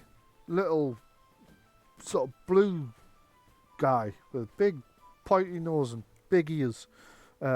He left something for you. Just give me a second. It's around here. Here we go. He pulls out what looks like a leather scroll case. Not the best made, but not badly made. It looks like it's been made by a skilled maker, but not with particularly expensive components. Like offcuts of leather is used rather than... but the actual work itself is very high quality. And he hands it to... Well, he kind of holds it out to anybody from the company of like, which one of you wants it? I walk forward and take it. Right, you are. You walk forward and take it.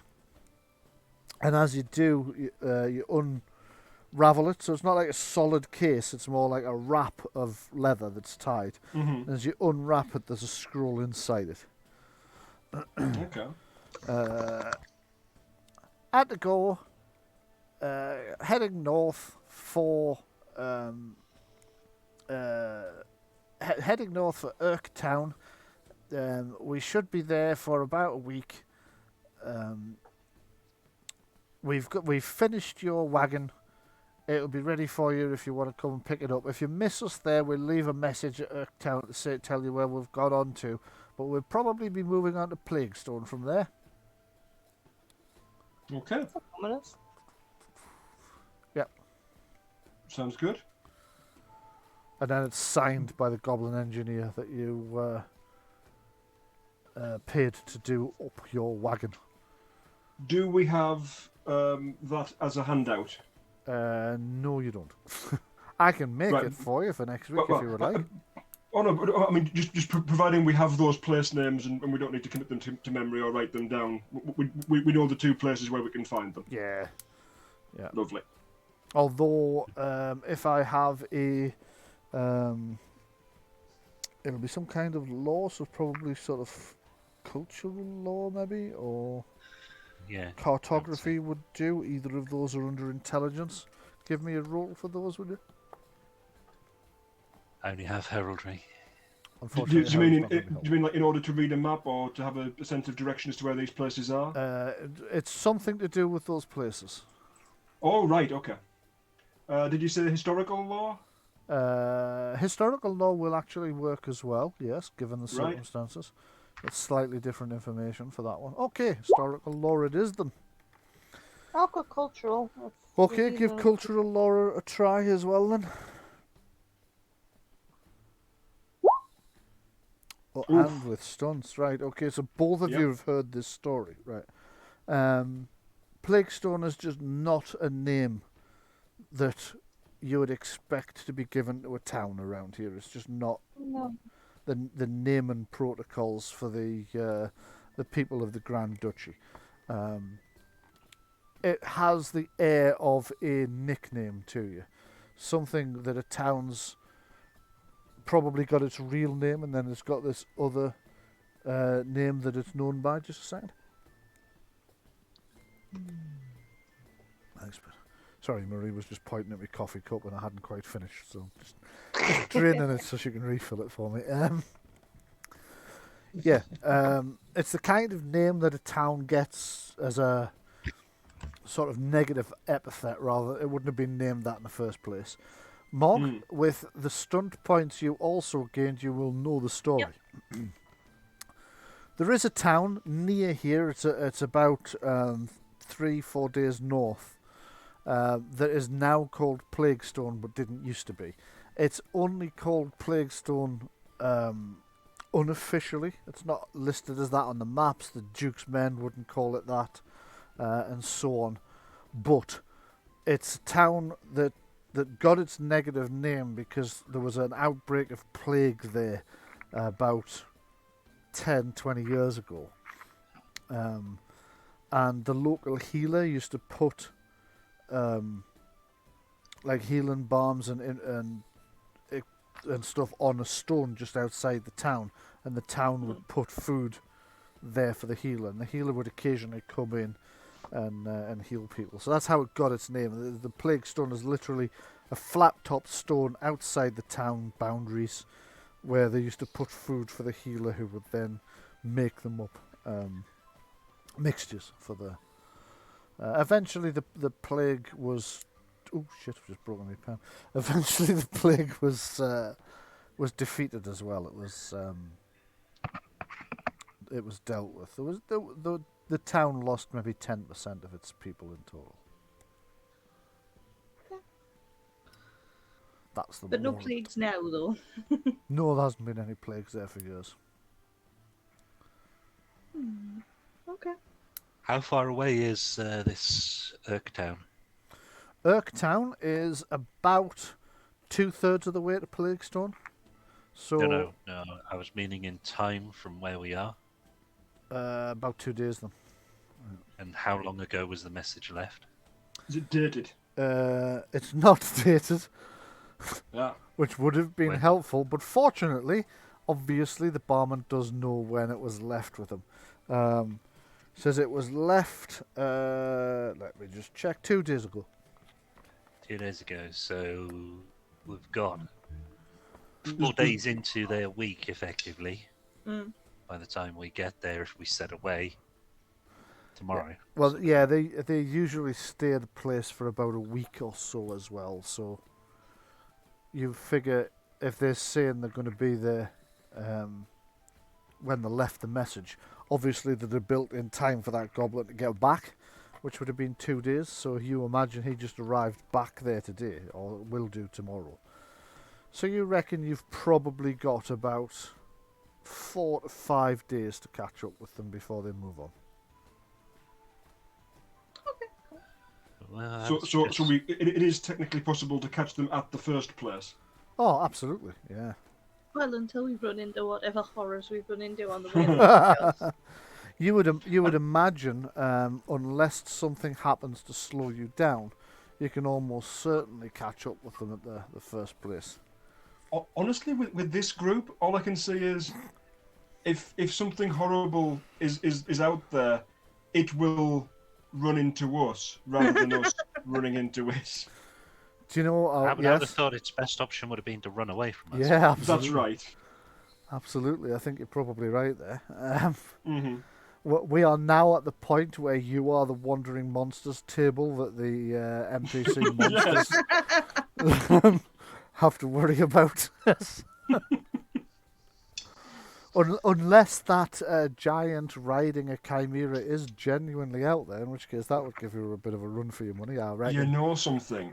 Imagine if all of this had been a double bluff with Bort all this time, and that like 90% of his stories were garbage, then one of them did turn out to be true, and there actually was something out there like that. But we'd ignored it because we just ignored everything he said. And then he did really. We meet this giant that's got a bite mark in its, Yeah. Exactly. Well, I told you so. It's looking for a chest. Yeah. Stolen from it. This little guy bit me in the ankle and nicked me chest. It's always possible. You never. I mean, you know how my mind works, so you know. Exactly. It's more than Mental. possible that I am planning something along those lines. Do you know what? Just with the whole sort of wandering monster table thing, that's the one thing that I always feel is so desperately missing from computer RPGs, certainly, is that regardless of what kind of amazingly high level you get, like the worst kind of black ethereal armor that's kind of giving off smoke, you look like hell on toast, but your average bandit will still think he can come and shake you down for 5 gold. Yes. Yeah. Like, no, I think I'll leave that guy alone. He's got a sword bigger than I do, you know. Yeah. That's it. It's kind of correct. Well, actually, in some of the games that I've played in on computer, MMOs, RPGs, once you hit a certain level, the how should we say, the aggressive mobs no longer target you. All right. Okay. You can just walk around with impunity, basically, through them, and they won't attack you because they don't consider you to be a target anymore because you're way in excess of what they can do. You can just like sneeze and they'll die within a 5-foot radius. And that makes sense. 15-foot Yeah, it radius. does, They're just not interested anymore. If you sneeze and they all die, you're clearly from Plaguestone. Yes. It's quite amusing. You're thinking, right, I'm gonna have to walk through all this area where all these things are going to attack me, I know I'm basically immune to it, but it's Mhm. going to be They're speed tough bumps. just fighting. Yeah, just fighting them all off. And then when you actually go there and nothing attacks you, you're like, what's going on? Mhm. There's nothing attacking me. Really weird. Is there a blunderbuss for sale here? Let's find out, shall we? Mm. It usually depends largely upon which merchants have passed. Actually, there is, because you asked about it the last time, so he's ordered one, so yes, there is. Oh, marvellous. Okay. The people that are outside, the halfling party and Uh-huh. the 3 guards, the couple of monks, and the merchant, Mhm. are any of them interacting with us inside during this evening of revelry that we're having? Yeah, occasionally they come and go, so they come in and have something to eat. They have a bit of a chat and a laugh with everybody. They have a few drinks or listen to some of the jokes that Dahlia is telling. You can see one of the humans and one of the halflings are, excuse me, sorry, I had a mouthful of something there, are hugely taken with Dahlia. They both kind of sat there with that kind of wide-eyed adoration. And the longer she's telling these jokes and she's got everybody like eating, metaphorically eating out of the palm of her hand, the more infatuated they're becoming, to the point that at some point her white raven kind of notices, and it's kind of looking at them. It's doing that whole "I see you," so caw caw.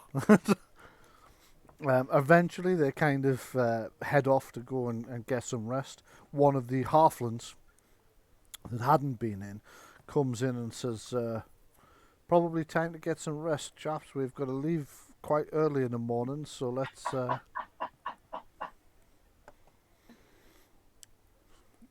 raven chuckled. Yes.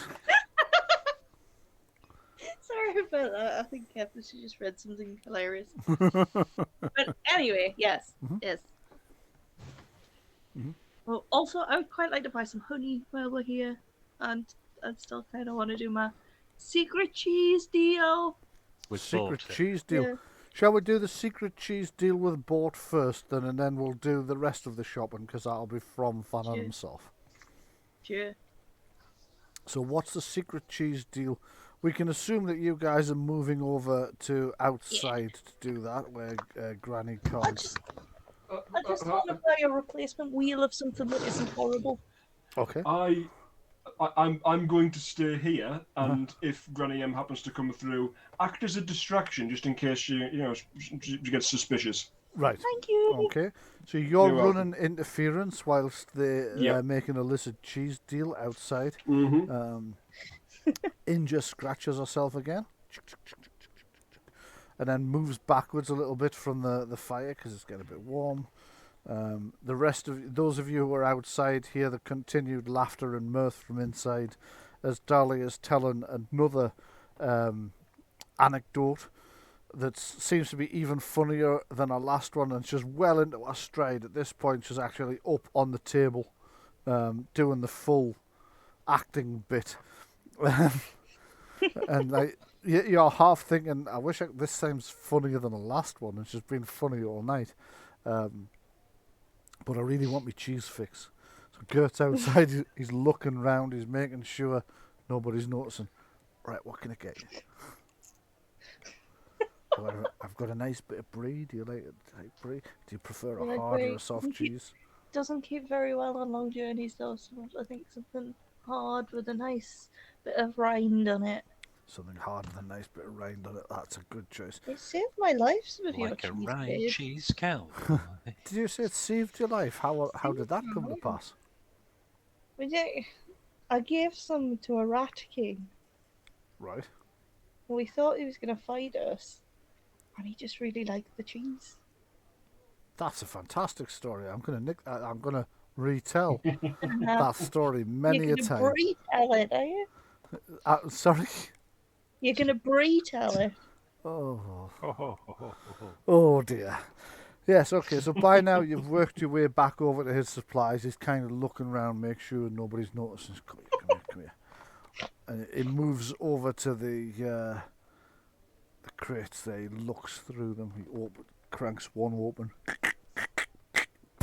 opens the top of it. And inside there's Like just darting around looking, making sure there's nobody out here. yeah, Just making the cheese deal look 1,000 times dodgier than it is. it really does. Yeah. Inside he's got like what looks like a tray of silverware. He makes another check that there's nobody there. He lifts up the silverware, and underneath there's some cheesecloth which he peels backwards. Pardon me. And the waft of various different cheeses hits you in the face. Oof, good stuff. He does have some exceedingly good stuff there. Better than the muck that Granny M makes, and it's not going to have it. In fact, although Gora's supposed to be running interference, you can actually hear as Gora goes hurtling past you into the earth closet again. So it looks like Gora's tummy's been upset still further by the cheese bet earlier in the day. So I'm just going to pull up the rule system so we can find out some prices on some things. So let's start with. Please don't make it the price of toilet paper. You are starting to run low on toilet paper in these things, but you know that they always have plenty. Also, they have an emergency sponge on a stick hung in each one, just in case. Patent pending rag on a stick. Okay, let me just have a look. So under equipment, food and lodgings. That reminds me, Fannon will at some point speak to you about whether you want to continue to have him hold Mog's room. Yes, please. And I don't know who else actually has a permanent room here. I know you've didn't you negotiate a deal about the Thane where he doesn't actually charge you for the land it's on? 'Cause it's a Right. religious- The deal as far as all of that went was he's going to be the headquarters of the road wardens. That's right. Well, And we're going to invest a vast amount of our income in upgrading the place to like a full stronghold. okay, yeah, no problem then. Like the people we're going to employ are going to have houses here. It's going to become a town in its own right. I mean, he's not so keen about that whole town Well. thing. He's unconvinced about that. Okay, so those of you who are hiring actual lodging, so one of the rooms he would otherwise rent out, the usual weekly rate is 5 gold. No, it's a private apartment. Hold on. Lodging, private house, in common room. Yeah. So the usual rate for the inn room would be 1 silver piece per night. He'd be giving you a deal, so that would work out about 30 silver pieces a month. So say 25 silver pieces to hold it for another month. Yeah, sure. I've got like 9 gold and 4 copper at the minute. Well, as I recall, the deal that I put forward before, he was very keen on. He didn't like the town part. That's the bit he doesn't like. He doesn't like the idea of civilization invading.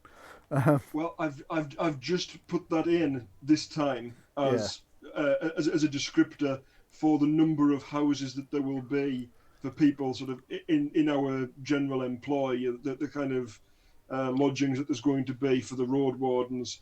There's going to be fortifications and what have you. He points out there's a lot of road, and you probably need to spread the wardens themselves out a little bit more.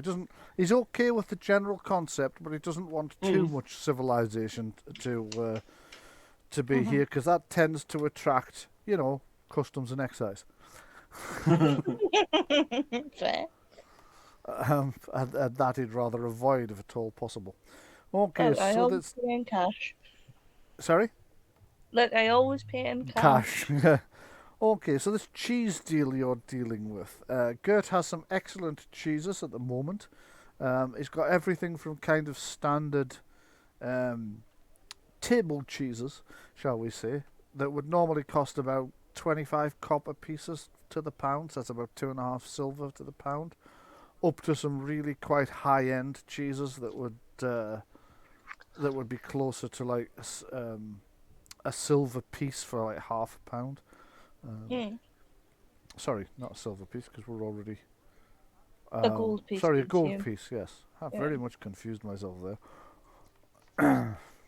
What looks like it would travel particularly well? Well, the higher end stuff probably not.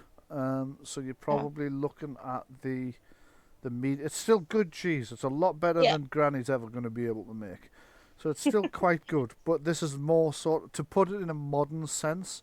This is more kind of decent supermarket cheese rather than delicatessen cheese. And that would be about 25 copper pieces to the pound. Okay. How big is a wheel? Depends on the cheese. You've got some wheels that are about £1. You've got some that go up to I'm about thinking like a nice sort of £5-6. dense cheddar kind of thing. Nice dense cheddar. A whole wheel of that would probably be about £6. Okay. I will take one of those then. Okay. So this is quite a significant amount of cheese that you're buying here. Yeah. I've got a thief's purse now. You do have a thieves' purse, which is perfect for keeping your cheddar in. It's going to smell like cheese. It is. All of our other stuff that's now going to smell of cheddar. It is all going to smell of cheddar. You're quite right. There are worse things for it to smell of. True, absolutely. Granny M's cheese. Granny M's cheese.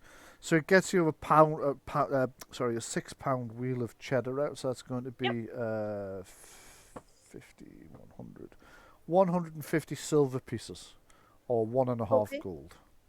Okay, sure. Yeah. Just keep it quiet. If Granny M finds out I'm dealing cheese from her establishment, there'll be hell to pay. I'm not going to tell her. I'll get no more cheese if I tell her. Good. You don't need to worry about me. You both sneak back so furtively that some of the other people in the inn are kind of nudging one another. Hey, Them too. Yeah, exactly. Cupcake. That's exactly what's happening. Some people have. Oh, they've come back smelling of cheese. Yes. They've completely misinterpreted your illicit cheese deal as something a bit more, something else. Let's just say something else. Gert doesn't care though, because Gert now has money. You don't care either, because you now have edible cheese. For services rendered. You've no idea what was happening as you came in, but there are people laughing so hard now they're actually wiping tears away from under their eyes. Even the sort of surly dwarf that travels with Dahlia is smiling. He's kind of chuckling more than like belly laughing, because you're not sure he's actually capable of it.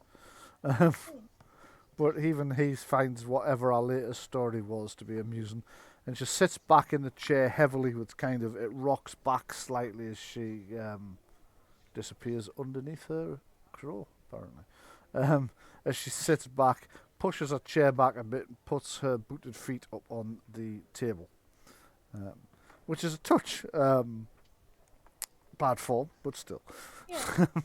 She pulls out a pipe. Yeah. Puts it in her mouth, lights it up, and says, "True story, bro." Yeah, you can see there's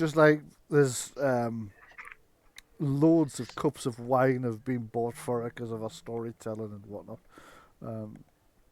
Some of which is handed off to the dwarf, who grumbles a bit about how he prefers ale. She's like, "Well, it is. You are getting it for nothing. Stop grumbling." Okay. Sorry, go ahead. Apparently, he's got 6 brothers and he lives in a cottage with a white girl. So, you have spent most of the night entertaining yourselves or being entertained, doing illicit cheese deals and so on. We'll move on to the next day because you want to buy some stuff from... From gear. Yeah. Yeah. So, what are you all seeking to buy? And we'll try and do this relatively... Right. Standard prices on... Yeah, standard Blunderbuss. prices on weapons. Standard prices on weapons. Currently, the weapons, hand-to-hand weapons, and most, excuse me, and most conventional missile weapons are all standard book prices. So, if anybody needs me to tell you them, I can. Actually, I could probably do with a few more pistol balls. Pistol Whatever they're balls, right? called. You are. Yeah. I'll come on to pistol balls when we get back down to ammunition because I've rolled all the way up to weaponry now. Sorry. Sounds like a bad nickname, that. Okay, Have you met Pistol Oh Balls? dear. He keeps shooting himself. so In the nethers. doesn't have any grenades, so you can't buy grenades. He's run out. We appear to have gotten back to... where the hell did all the weapons go then? At the end of the table. Bought them last time. Oh, Sold them no, all. I seem to have rolled straight past them. Sorry, my mistake. So, weapons, axes, I wanna black powder buy- weapons. There we go. Yeah, I was going to say I just want to buy 6 throwing axes. 6 throwing axes, okay. Suits a bizarre number. Well, how do you carry more than that? Well, I was thinking of fewer, but yes, okay. Well, no, you'd be carrying 2 and you've got 4 spare. Yeah, I'm just looking for it. I don't actually immediately spot them, so I'll just work with... axe group, here we go. Throwing axes. 10 Yeah. silver pieces 10 each. 10 silver each, yeah. Yeah. 1d6 plus 2 damage. Yeah. And they seem to be listed under the fighting group rather than Yeah, accuracy. they are. Mhm. Yeah, the only things which use accuracy are Black powder weapons bows and bows. guns. And the Yeah. brawling group does as well. And so does light Brawling, blades. yeah. So, Everyone will be delighted to know I upped my accuracy on my last level up. Yay! Might Oh. actually hit some things now. Okay, so Gora was looking for a blunderbuss. Now, Indeed. you've 2 options. You've an actual blunderbuss or an arquebus. The arquebus actually does considerably more damage than the blunderbuss. This is what you said to me last time when I asked for a blunderbuss and I bought an aquabus. Yes. I've already got one. Right, okay, so you want a blunderbuss as well, yes? I want a blunderbuss this time. The blunderbuss has area of effect, yeah? Not that I'm aware of. Just give me It's a second. It's a spread shot. It has like a cone of fire, I believe. See description for special rules. I suspect you might be Ooh. right, yes. Yeah. The short barrel firearm shoots a spray of small lead balls, yes, from a flared muzzle, Mhm. potentially damaging several opponents at once. Okay, I'm starting to see why you want this. It's essentially a Yes. shotgun. Yes. Okay, yes. He ordered one in for you anyway, because you'd mentioned wanting one. So he does Lovely. have one. It's a little bit more expensive than standard, because he's had to have it shipped. So it's going to Mhm. cost 40 silver pieces. That's fine. It works under accuracy black powder. Absolutely. The damage is 1d6 plus 2. And the blast is 6 yards long and 2 yards wide. Meters, obviously, because we're European, so I'm going to die on this hill. I'm going to use meters, not yards. So you make one attack roll when firing the blunderbuss and compare it to the defense of every target within the blast area. Shit. Yes, indeed.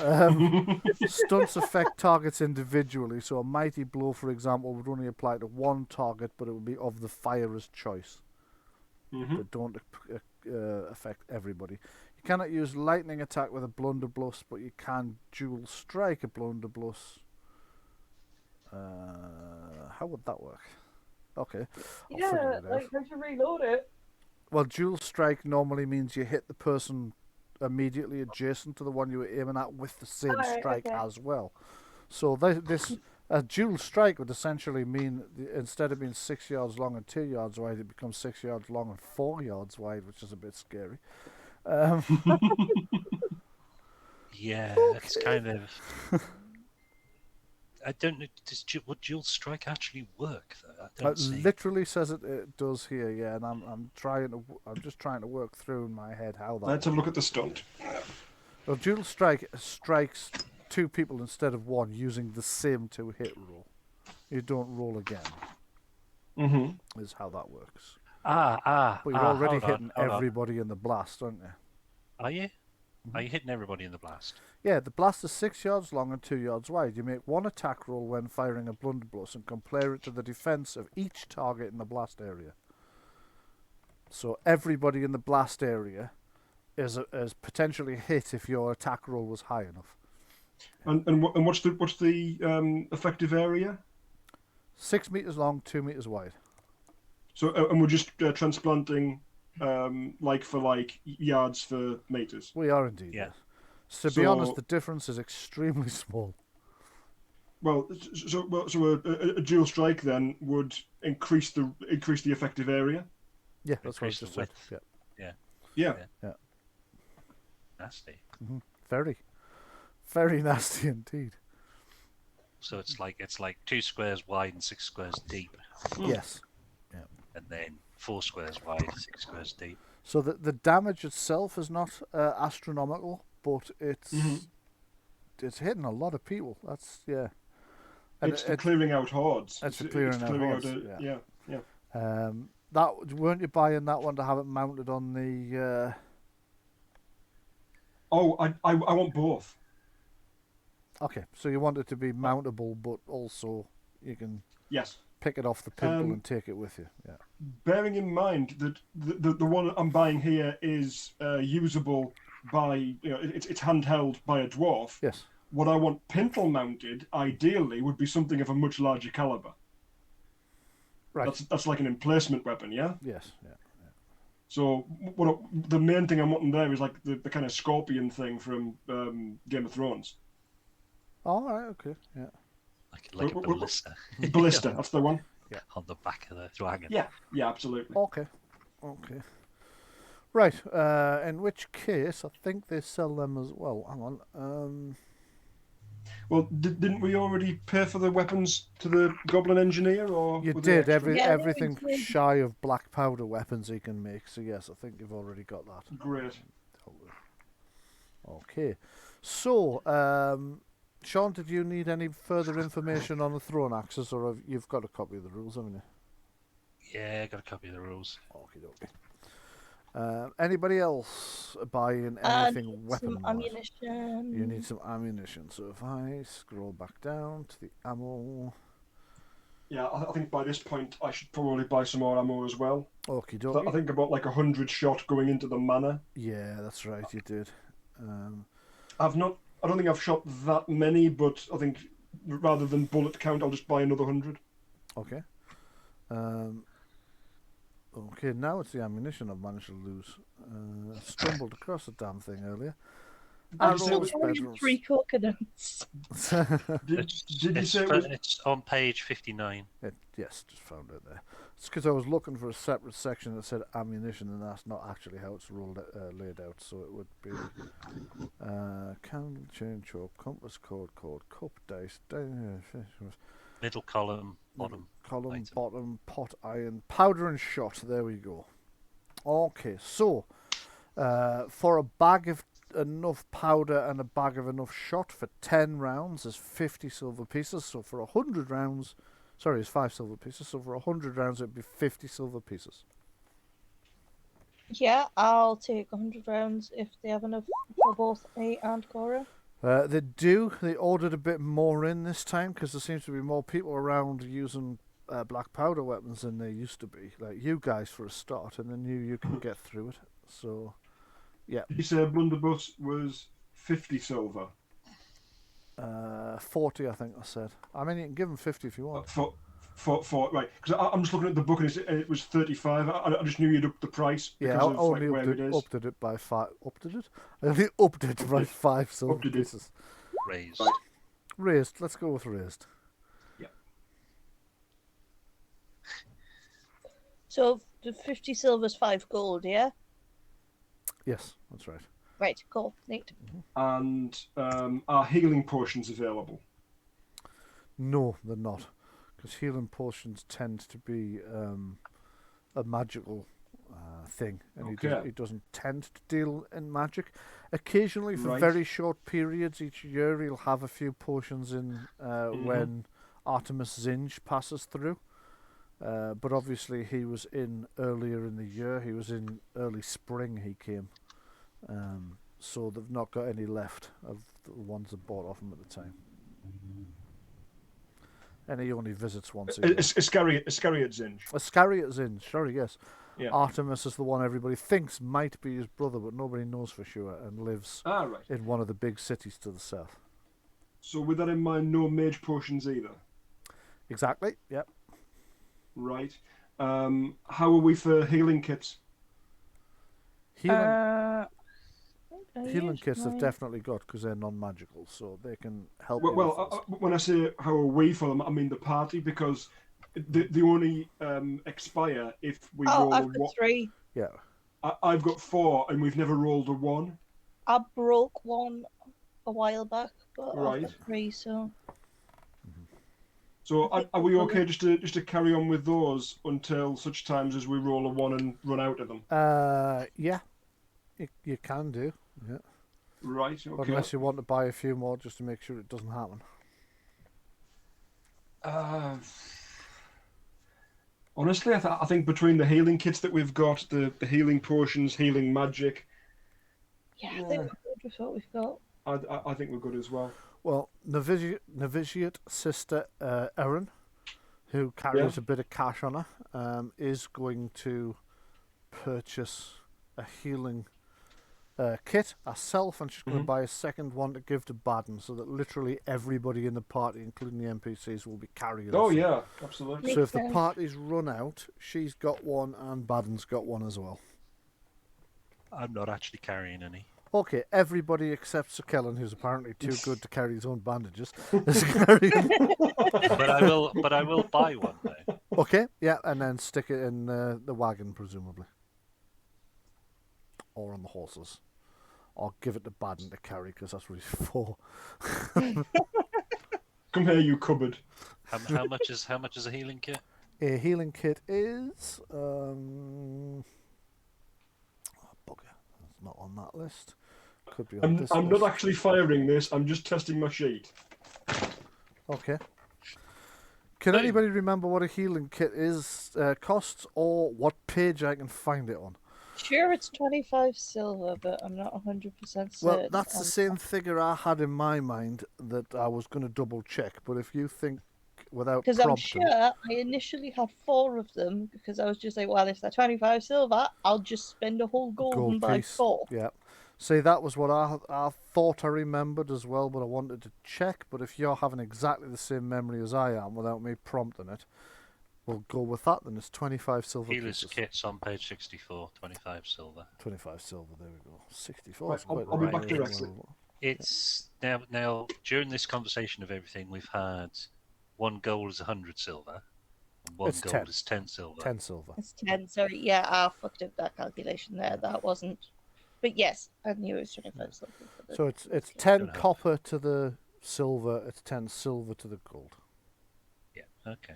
So 2.5 gold then, effectively. Yeah, Yeah. that's right. How's Mog off for a painting kit?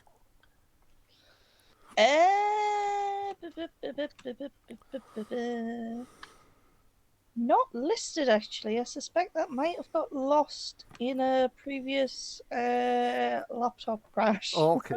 Well, we can One gold assume you're piece. probably running out then and probably need to buy Probably, another yeah. one, so that's a gold piece. I'm gonna have to look towards the group coffers here because I am now out of personal gold. Bloody hell. Right, okay. I could flip you a gold piece. It's not like, Yes, you know. thank you. There you go. Didn't you start with 9 gold pieces a minute ago? Yeah, but then I bought a load of cheese and some shit. Yeah, fair enough. Cheese and bullets, I mean, come on. That sounds like the name of a very poor spaghetti western. Cheese and bullets. Is that Parmesan cheese on that? Yes. Parmesan cheese. Yes. Granny M cheese. Okay. Oh, didn't you want some honey as well? Yes, I need some honey. Okay, so honey is 2 silver pieces for an ounce. Yeah, I can manage that. Is that in a jar or something? Yes, Right, in a yeah. jar. Yeah. I presume it would be come in a jar. Yes, it comes in a jar. You have a jar for you. It's just like here's a dollop of honey in your hand. Yeah. Hold your hands out, slap. I mean, in Don't- this place. Don't tell Kirch. It's all right. He's still off in the Valley of Whispering Wilds. Titans, raiding people's picnic baskets. Smarter than the average druid. Man, hey. What is he going to turn into to get some respect, eh? Just ask the trees. takes on dragon form. Fuck the lot of you. They're still like, lol, haha, Manda. Well, I don't know if you've Uh, noticed, but most of the areas where he's had back chat from trees and animals have been areas that have had a fairly negative supernatural influence of some description. Yeah. And at least one that didn't, but I just thought it was funny. Don't talk to Granny M's cabbages out the back. That's not going to go well. You may have noticed, conspicuous by its absence, I didn't do much talking to plants and animals in the last arc for the Wilderness Wanderers. Honestly, No, in I'm done talking. I'm a tiger now. That's it. no, talking to plants and animals is still a good idea for that character in general, but honestly, not doing it in the Valley of Whispering Titans was a very good idea. Yes. Because it wasn't just the animals that were all being affected by the corruption. Oh no. The trees were as well, and obviously a lot of the We trees noticed hadn't trees were. animated. Yeah, a lot of the trees hadn't animated. Some had, but even the ones that hadn't animated were largely hostile for obvious reasons. Verbally hostile. Verbally hostile. Yeah. Would you believe it? Let's not start branching out into that. Oh. Let's leave it alone. Oh. Ah! Okay. You've just So been looking at the old episodes and you're recycling them all now. yes. So sorry, I'm just gonna have to feed the cat who's given me the guilty face. But while I'm doing that, is there anything else anybody needs to purchase? No. And there's no grenades. There's no. Let me just take a check of that. There's a small chance he might have one or two. Usually he And buys. did we use up the barrels of oil? Don't think so. No, I don't think you did use the barrels of oil. I can't remember you Lovely. using the barrels of oil. Okay, Okay. grenades wise, let me just double check, says Fannon. I'll just check in the back in case we have some in my Mm-hmm. danger grenades boxer to keep over here by the fire.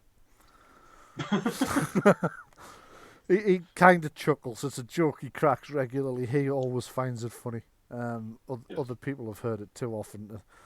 Occasionally cracks it around new people, and what everyone else finds funny then is their face. He brings in a box. He brings down a box from the back shelves in the. I'm just going to move you all over into the Shop. Actually, yeah. There you go. So you're in the shop now. He brings down a box which he carefully places in front of you. So this is all the grenades we have left. He opens it up. Inside you have. Let me just find the fucking grenades again. Grenades. Here we go. Doesn't stock acid vials. He doesn't That's a shame. want to keep them around. That's the one I wanted. Was it really? Aye. Yeah. Aye. No armour for you. Yes, exactly. He's always worried it'll get knocked over and burn a hole through something important. Yeah. He does, however, he doesn't keep fire vials either because too much of the outpost is made of wood. He does, however, keep ice vials and thunder vials. So he has. Sorry, go ahead. was going to say we've got 2 ice and 2 thunder to begin with that we got from the manor, and we've never used them. Right, okay. I've just been very happily making my way through the acid grenades. Okay. He also More has fights he has after. a couple of blast vials as well, if they're any use to you. Now those we have used, but with the other group, and we've seen how effective those are. Yeah. How much for the lot? All the grenades he's got. Yeah. Right, okay. So he has 2 blast vials, he has 2 ice vials, and he has 3 thunder vials. So that would be 9, 18, 27 for the thunder vials. Then the ice vials would. Oh, fuck's sake, I'm going to have to write this down. Hang on. So how many ice vials have you got? He has 2 ice vials.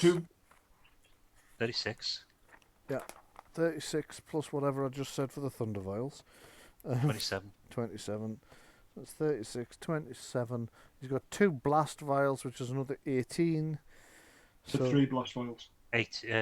So Did I say 3 blast vials? Okay. 2 thunder, 2 ice, 3 blast. That's right, okay. So that would be 27 there as well then. So that's 50, 60, 70, 80, 90 silver pieces. He'll do it for 86. Well, I was going to say, considering that I'm buying the rounds of ammunition, a blunderbuss, and all of this. Yeah. You can try and bargain him down a bit further if you want. Yeah, absolutely. He offered it for 86. Make a bargaining roll, see if you can get him down any more. It's the overall sort of size of the purchase and the fact that multiple people are buying things as well. Yeah. So It's worth a try. Yeah. Persuasion, if you don't have bargaining, I'll just set a slightly higher target number for using. Okay, so let me just It's down whisper 93. roll this to himself. Can't actually, but never mind. I know what to add from there. Oh shit! Right, okay. Yes, you can knock off another 4 then. So that would be 92. Sorry, 82.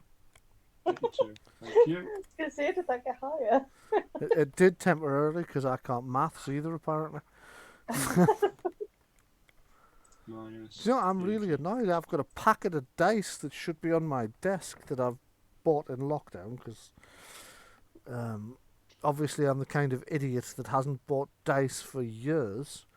And then the minute we're locked down and I don't need real dice, I bought a load. But I can't see them. They disappeared. Oh. Sounds like you need to get a set of glow-in-the-dark ones or something. I found Some of them ones that Found them. light up internally. Yeah. The ones with ducks in the middle. It's okay. I found them. They were in dice jail.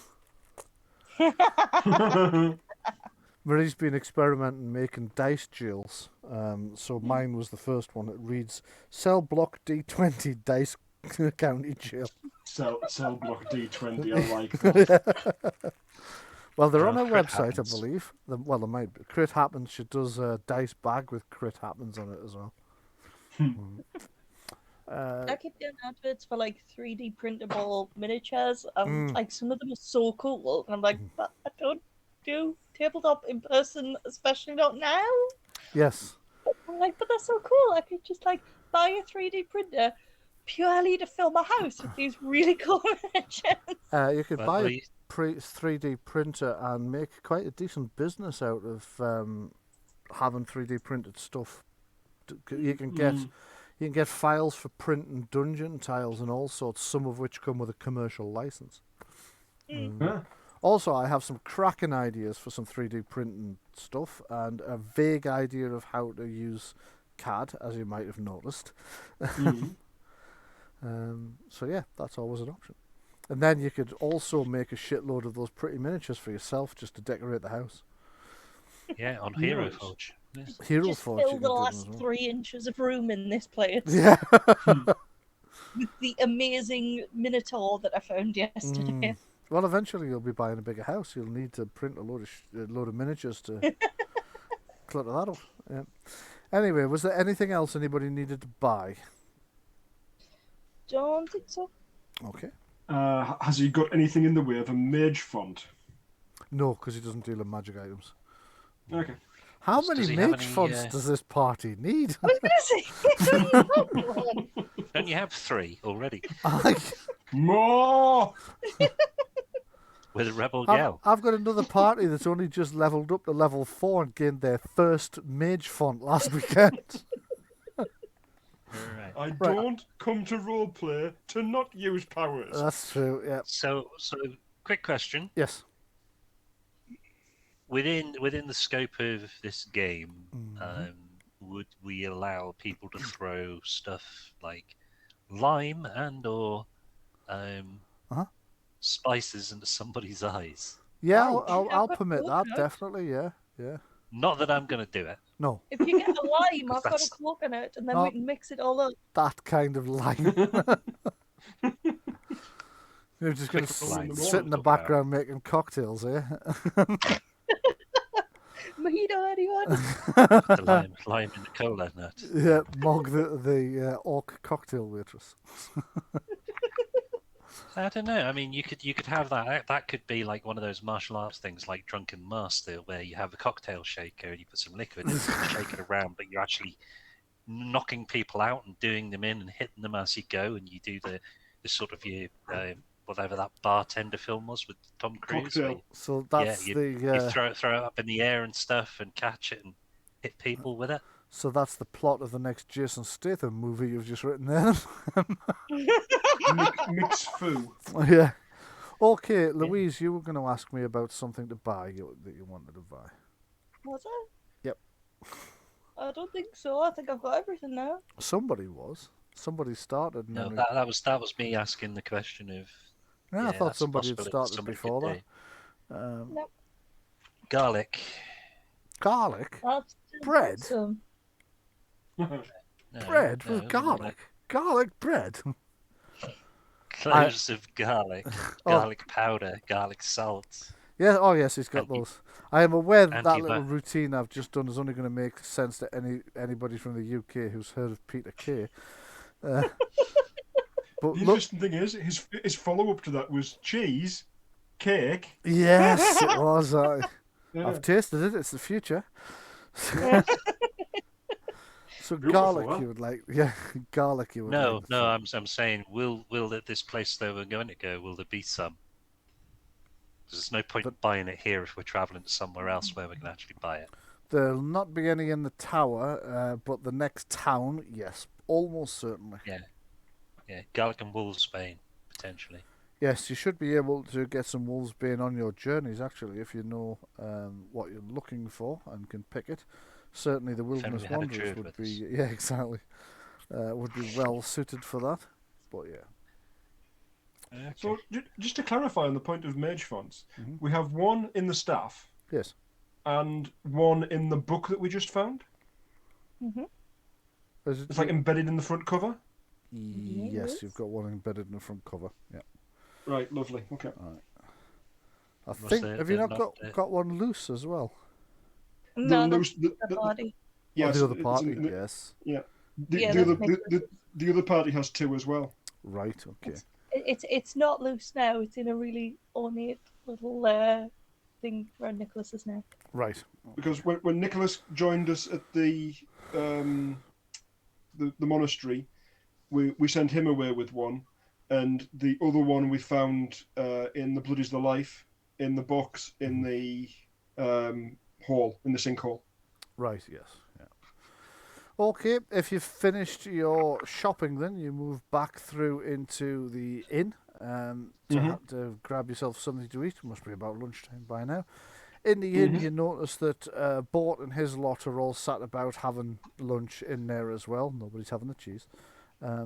You also see that Dahlia the White has changed tables this time round and is sat at the table, sort of bent over, lying her face flat on the table. Hangover? Yeah, our dwarven engineer friend's holding her hair back out of her eyes for her, and she's wearing like a cloth banding round her eyes, and you can just hear, oh God.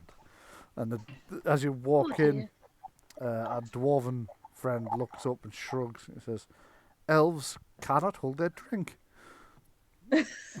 So Dahlia makes like a limp sort of attempt to hit him, but misses and gives up.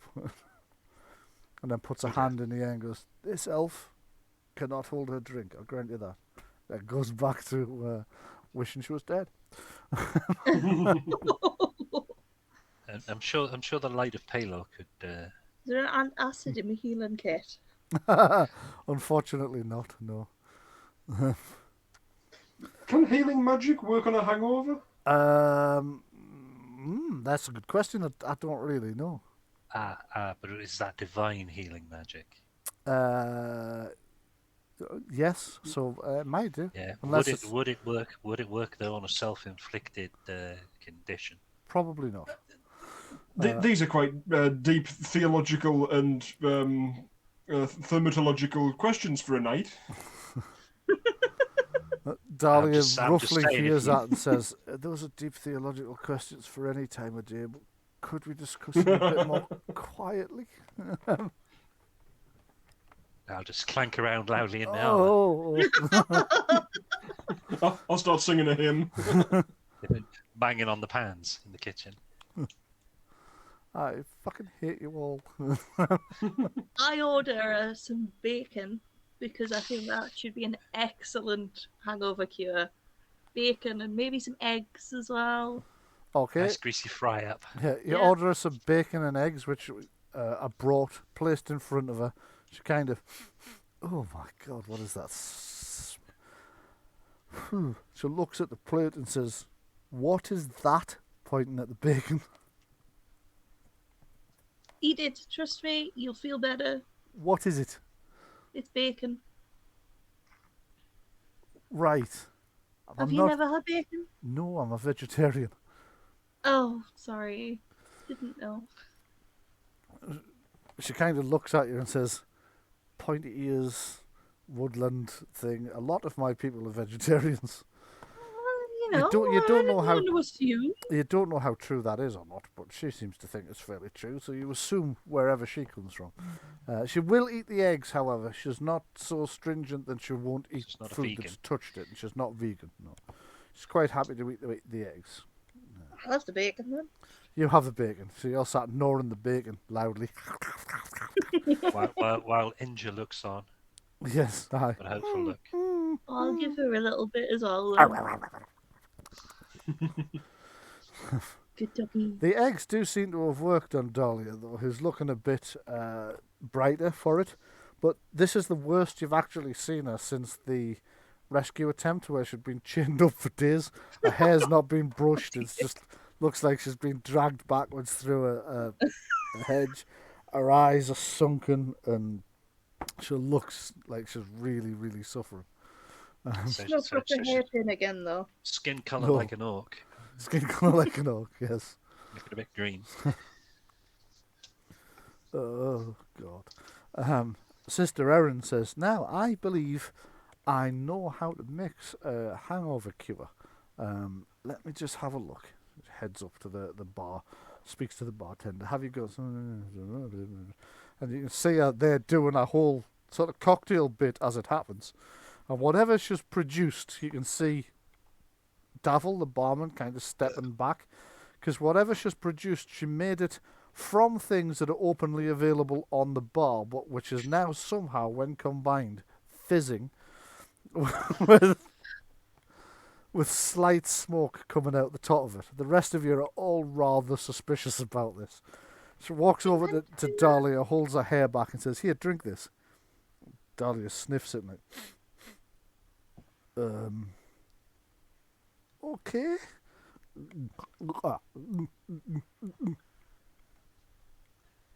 Yeah, that's so much better. Excuse me. That is starting to feel a little bit. I think my headache's easing. Sister Erin says, "Give it 20 minutes. You'll be astonished." And walks over there and sits down looking smug with herself. Sure enough, 20 minutes later, Dahlia's fine. Mog, you've convinced yourself that this is because of the eggs. And Sister Erin has convinced herself that it's because of her rather dubious looking concoction. Well, which one do you think it was? Yeah, 'cause obviously. No, which? Which? Which Oh. Bene Richard? Gesserit witch must leave. Okay. Does anybody have anything else they want to do in the time that they're going to be staying at Fannon's? I think basically we need to rest, recuperate, polish the armor, make sure everything's in good working order before we set away for Oaktown I think so, yes. on Okay, the morrow. so you spend the rest of the... Sorry, go ahead. I was just going to say, I'm just going to nip back up to my room and dust my stuffed bear. Right, you are. You all spend the day in at Fannon's doing nothing too strenuous. Basically, resting. You clean your bear. Obviously, Gora goes through some religious ceremonies in the thing. You're interested to see that one or two of the people staying here, the humans, all come when they hear that the priest's back. Not all actually, but 4 of the humans come. To the thing. Oops, I've picked up too many of them there. Just move them. Yeah, I want to talk to these people, find out who they are, what they're doing, where they're going, what the business is. Which people are those? Oh shit. Well, you just Robert, Eric. Right, yeah. So they're the ones that are heading over to the. Sort of greet them and talk to them casually, just Right. find out information about them. Okay. They're quite happy to talk to you. They're heading southwest, coming back from sort of up that way, the way you're heading. They're heading back along. The main roads are going to stop at the. Is it a guard and his merchant and his guards? It's a merchant and his guards. Yeah, it's one merchant and several guards. They're heading back towards the monastery at I've forgotten the name of the town now. I'm gonna have to go looking. West Town. West Town, thank you. Yes, the monastery at West Town. They're going to go to West Town as well, and they're pushing on through that way. They do have one or two bits of rumours that might be of interest to you, though. Apparently, some of the people up north of here have claimed that there are some strange rumblings in the mountains. Some of the trappers claim that there are the giants on the barrier peaks are up to something, but they're not quite sure why. The Whitmont, the trader, shrugs and says, "Still, it's nothing to worry about because to reach us here, this side of the barrier peaks, they would need to pass through the valley of Whispering Titans, and they're not foolish enough to come through that area when the the valley is so dangerous." Yeah. What makes it so dangerous? Have you not heard the rumours about the Valley of the Whispering Titans? There are some giant skulls there, apparently, that whisper to all those who would pass through, and the dark dreams that result make people do terrible, terrible things. The animals of the valley are extremely hostile and strangely twisted. Even the plants they say are deadly. These are just rumours, of course, but they are rumours that have persisted for certainly all my life and my father's life and my grandfather's time. These rumours were also told. Do we know where the wilderness wanderers were going? Yeah, the Valley of the Whispering Titans. Whispering Titans. To deal with the... I hope they'll be all right. Yes. Yeah.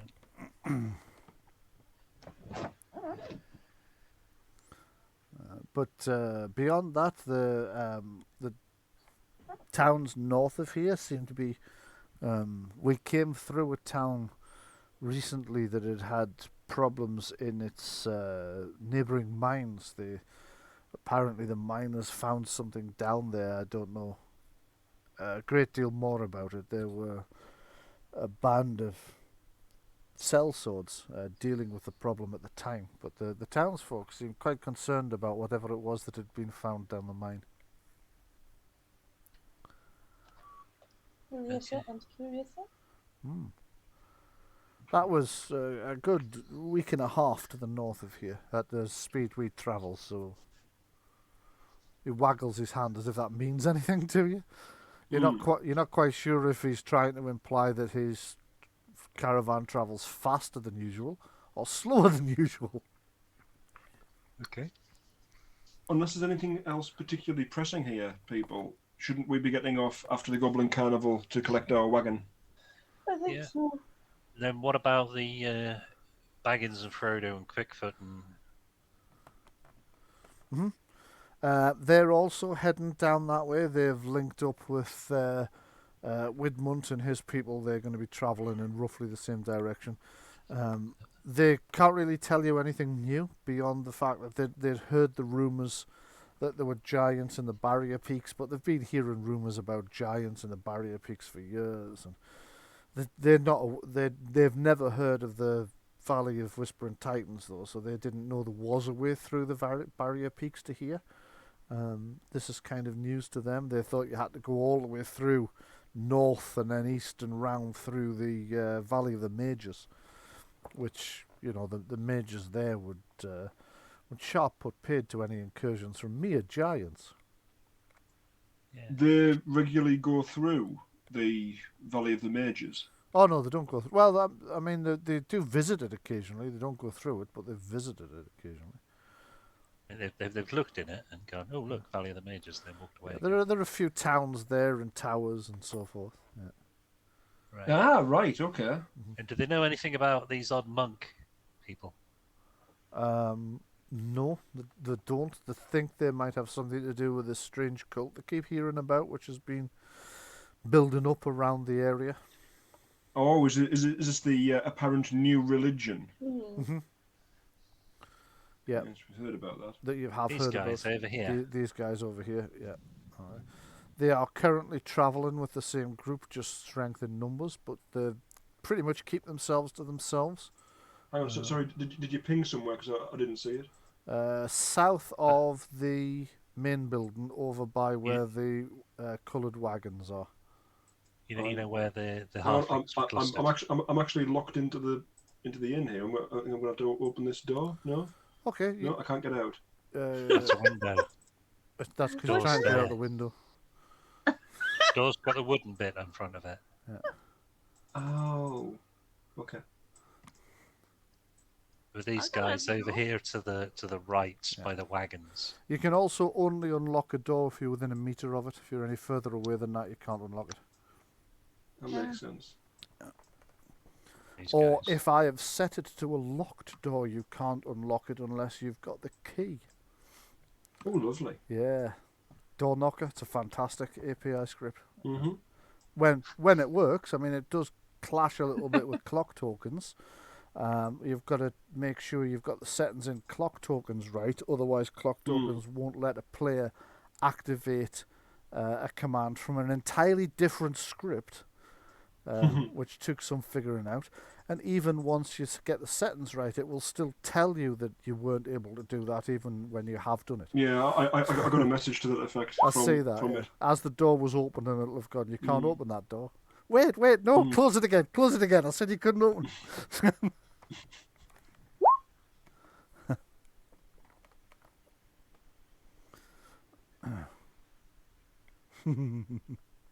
Yeah. Indeed, so you're starting to build. Oh, dates. No, hang on. I think that's actually the first time in character that we've heard about Roland II. Yeah. Yes, it is. I believe so. Yeah, that's the first time in character that we've heard anything other than the fact that he was dissipated when the curse was lifted. Yes. Yeah. From what the rumours are telling you, they expand a little bit on them. You start to realise that if these rumours are right, and let's face it, why would these rumours have appeared at this point if there's not some truth? You think that Roland's managed to pull himself together in a literal sense. Mm-hmm. You're kind of pleased about that because obviously, Oh yeah. you know, Roland looked after you when you were down there once you convinced him not to kill you. Once we showed him the proper respect, Once you that showed him the someone proper of Of course. his statue is due. Stature, yes, definitely. That's what I meant. I thought that was probably what you meant. And statue, you could always carve him a statue the next time you know. Out You've of done him a cheese. portrait out of cheese. Well, no. I've got designs on a Sistine Chapel inspired roof piece. You Nice. did a portrait of his last incarnation. There needs to be a portrait of Roland II now as well, like Count Ducula. Yes. No, like a literal portrait. See, I was thinking, like, I could have his swarm holding out a paw towards one of the people of the village, maybe like the mayor or something. Oh, I like it. Oh, that's a Token good of idea. friendship. I really like that. Yeah. Mm.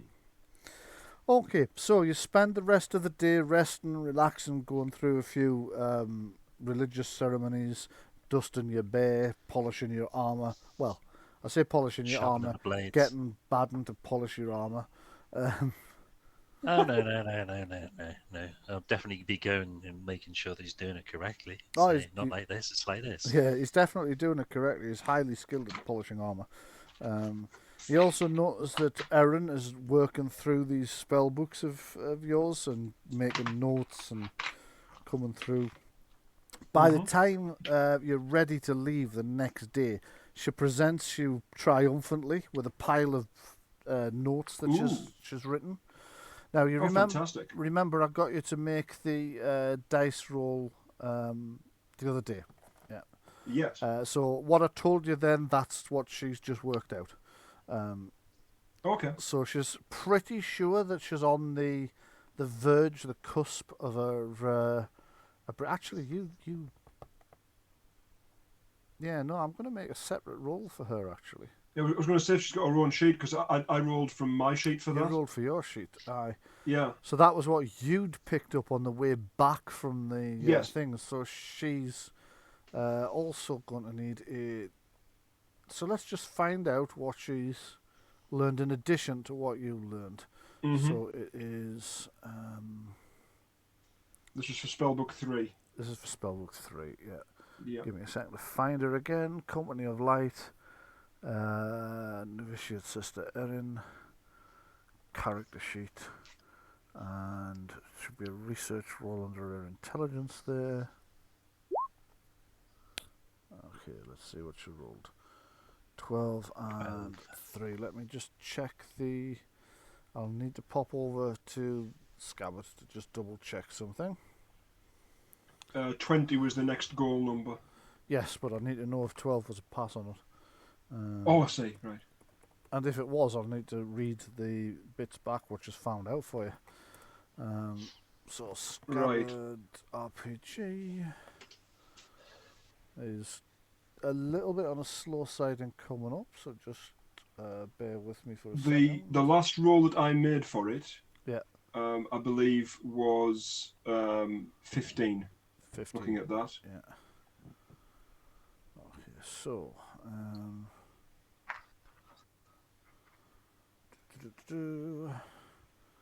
I'm in, so I just need to find the right item. So it is this campaign. There he is trying to sell me your extended thing again, which is probably worth it, to be honest. I think $55 for the year is not a bad price. So for those of you who are listening, if you ever need, or just check out Scabbard, see if you think it will be of interest to you. Let me just take a look at items. And it usually operates a little bit faster than this, but I think my broadband's struggling a little bit today. It tends to if it rains or if it's too hot, and given that it's well over 70 here today, I think it's decided it's too hot. Did you say Spellbook 3, yes? It was, yes. Okay, okay. The enchanting one. Yes. So, it takes a...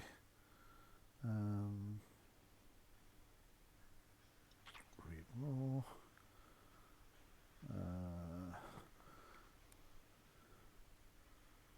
Target number 11. Okay. Oh no, I'm reading the wrong thing there. Target number 11. Yes, so she's passed. So she's just added... How much did I say she'd just added? What's a stunt dice 3. result? 3. 3. You go by, yeah, I was going to say you go by a stunt die, don't you? You do, yeah. So, she has learned something else for you. Let me just adjust this. Mm-hmm. And total of success pool, that would be 22 now. So, Yep. let me roll. That's over the next threshold. It is. So, this is what she's learned. She has discovered the notes in the book will lead you to a deeper understanding of the enchantment arcana. So, from her notes that you can read at any time that suits you, because she's decoded it all for you. Yep. Do you currently have the enchantment arcana? I don't have I don't have the arcana itself. I've got the focus, which is effectively a focus of 1. Right. And I've been casting directly from the book because it works like an everlasting scroll. It does. Okay. Well, you've just gained the enchantment arcana talent. So you can add that to your powers. That means you don't need to cast it from the book anymore. You can cast it. I actually have the arcana. You now have the arcana talent. Yes, the enchantment arcana talent. Which means you will also have... I'm just going to cut and paste this.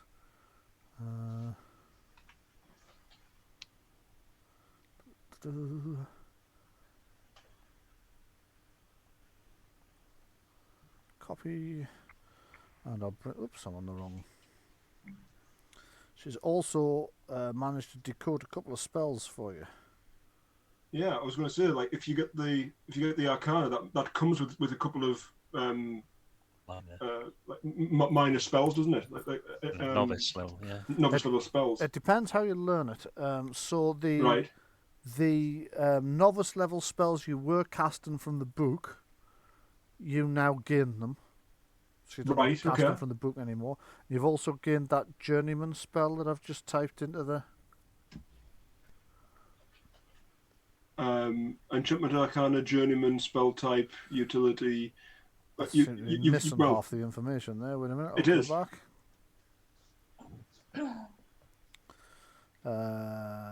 Yeah. Target number 13. And an MP5 cost. So that's Suspend Enchantment is the name of that spell anyway. Oh, fantastic. Thank you. Fancy. You can look that up in the rulebook for the full details if you would like, or I can do it I for shall you. do exactly that. Right, you are. I thought you'd probably like Thank it. you.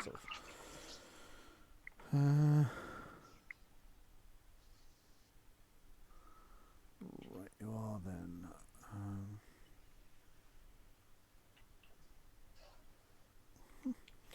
Okay, so back to, if I can find, I've got so many different things open. There we are. Back to that. So, over the moon with Erin's ability to decode these books for you, you spend a lot of the journey north with the notes that she's been doing. You notice she's still working through them as well. She's like, I haven't finished. There's more in here. There's more to learn. She's kind of determined to get herself up to speed on this one. I'll just shift this over to... Is she a magic user herself? You don't know. You're not aware of her being a magic user, just a scribe. But she was just a scribe. But from what she's learned helping you with this book, she would have been able to gain the enchantment arcana herself if she wanted to. So you're not sure whether... Having said that, there's normally an element of being a magic user that requires a lot of training in that field just to gather and channel mana. So it might very well be that she knows the basics of how the spell works, but doesn't have the skills to channel the mana to actually make it work yet. You're not quite sure. But anyway, travelling northwards over the next few days with Gert and the Redfern brothers and Tamley, the caravan pulls out of Fannon's and heads north. It's a significant size now with the 2 vehicles that Gert has, and with you guys all riding along as well. That it seems to, if there is anybody out there considering ambushing them, any bandits or whatnot, they think better of it when they see the large armed party heading northwards. You travel for several days north through one small town and a few so small that they're not even on the map. They're just a couple of houses and whatnot, till you eventually see up in the distance one night lights in the distance. This is about 3 days north. You see lights in the distance and you can hear music. It's absolutely unmistakable. It's the Goblin Carnival. So you reckon you're now only a few miles away from your destination. Whether or not you want to press on today to pick up, tonight through the course of the night when the goblins are actually going to be performing, or whether you want to go tomorrow to pick up your cart, that's entirely up to you. I think speed is of the essence. Let's just push on, yeah? Okay. Yeah. Yeah, I would think we'll get to town, we'll let them know that we're here, and then we can do the business tomorrow. Okay. Yep. You head up into the outskirts of the town where the Goblin Carnival is laid out ahead of time, in front of the town. Just like the last time, there are goblin barkers outside the town calling you all in, charging people at the door. You can see something you didn't see last time was, you can't call them human statues, I suppose, goblin statues. Goblins that are dressed up to look like statues and are just kind of standing there, and then every now and again they'll move and startle people. You see a clockwork, what appears to be a clockwork automaton moving round as well, which you can't remember from the last time. The sounds and the smells of the carnival are all kind of going. You've arrived kind of late because it was already dark when you spotted them, and it's taken you another hour to press on. But the big top acts are in full swing when you arrive. As you get to the gates, the goblin at the door kind of stops you, and if you just head over there to pay your... You look very familiar, actually. Have you been to the carnival recently? I think you have been to the carnival recently. It's nice to see you back. Nice to be back, and thank you for such a lovely warm welcome. Oh, you're very welcome. Always nice to see our patrons. Come on in, and just see this gentleman over here for the other goblin says, I'm not a gentleman, I'm a lady. I've told you this multiple times. So I don't know, everybody's a gentleman to me, even him. And he points at one of the ogres who's wandering past, and the ogre's like, huh? Now, what did you mean by that exactly? Just that you're a gentleman as well. And why would I not be? Well, you know, as opposed to just a rough thug like most people think. I'm going to stop talking now. I'd recommend it. Yes. And the ogre kind of glares at him and thunders past. Why would he think I'm a thug just because I'm an ogre? He calls me a thug again. I'll punch him right in the nose. That's what I'll do. Okay, so like a thug would do. Like a thug would do, yes. So things kind of... He didn't choose the thug life. He didn't choose the thug life, no. So things kind of dissipate. The tension dissipates, and you go to pay the goblin to get in, and you notice the really odd thing about the goblin at the gate. It's not the same one you dealt with last time that took you thing. It's not a goblin for a start. It appears to be a gnome pretending to be a goblin. Radio. Yes.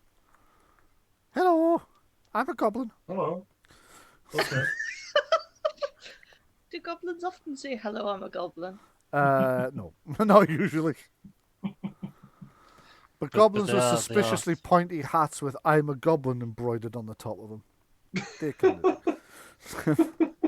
Is goblin spelled incorrectly? It is actually, now you can't mention it, Yeah. yes. With a Y. Yeah, with a Y. He hears you discussing this and he says, that's because only wizards can spell. What? One of the other goblins kind of appears, his head just appears from behind the counter and says, Tell you what, I'll deal with these ones, shall I? Which is an unusually deep voice for a goblin, but you kind of recognise this one from somewhere. You think you've met him before. He just kind of moves the normal way, puts him over there. But sorry about our gnome friend. Now then, how many tickets for you lot? You notice that Gert and everybody's come to see the carnival as well. So if you are wanting to go in and see the carnival again, it'll be another silver piece each. If you're just going to, say we're here to collect our wagon, that's a different thing. I think at the very least we want to go and pay our respects to Yaga. Right. Yeah. Yeah, I don't mind putting another silver in. Sure. Okay, you all put your silver pieces in. You go in, and you enjoy the carnival again, much as you did the first time. You notice that this time there's a few different acts. There's a few acts that weren't around the last time. As you go past the dancing girls booth, you arrive just as the goblins are coming off the dance floor and the humans are coming on, and you recognise one of the dancing girls from the last time who kind of waves just before the act starts. Oh, lovely. She's the one that that the goblins are actually hiding from her family. Brothers. Yeah. Brothers. Yeah. Aye. She would come over and speak, but obviously she's literally about to start dancing and can't. So you kind of enjoy the rest of the thing. Mog doesn't fall for the wrestling this time. As she goes past the goblin, Barker recognises Mog and says, "Want to try your luck again there?" Don't think I'll bother, but say hello to him for me. I will do. He'll be pleased to see you were back and had the sense not to try your luck again. He was quite upset that he might have hurt you the last time. I'm fine. Then he realises he might be putting some people off and says, "The orc's not as tough as she looks." So, who would like to step up and fight our champion? Eventually, you work your way around to Yaga's tent, and you have to wait a few minutes till she's available. But then, as the previous people come out, you see the goblin on the door says, "Ah, back to see boss lady again. Come on in then." He opens the door. You notice he's oddly enough forgotten to charge you this time as well, which doesn't seem like the goblins at all. Didn't he try and double charge us last time? He succeeded, yes. Yeah. As you go into the tent, you can see Yaga sat there, her arms crossed, as if she's waiting. I thought you could say cross-eyed. Cross-eyed, her arms crossed. "Ah, we're back, are we? Nice to see you. And likewise.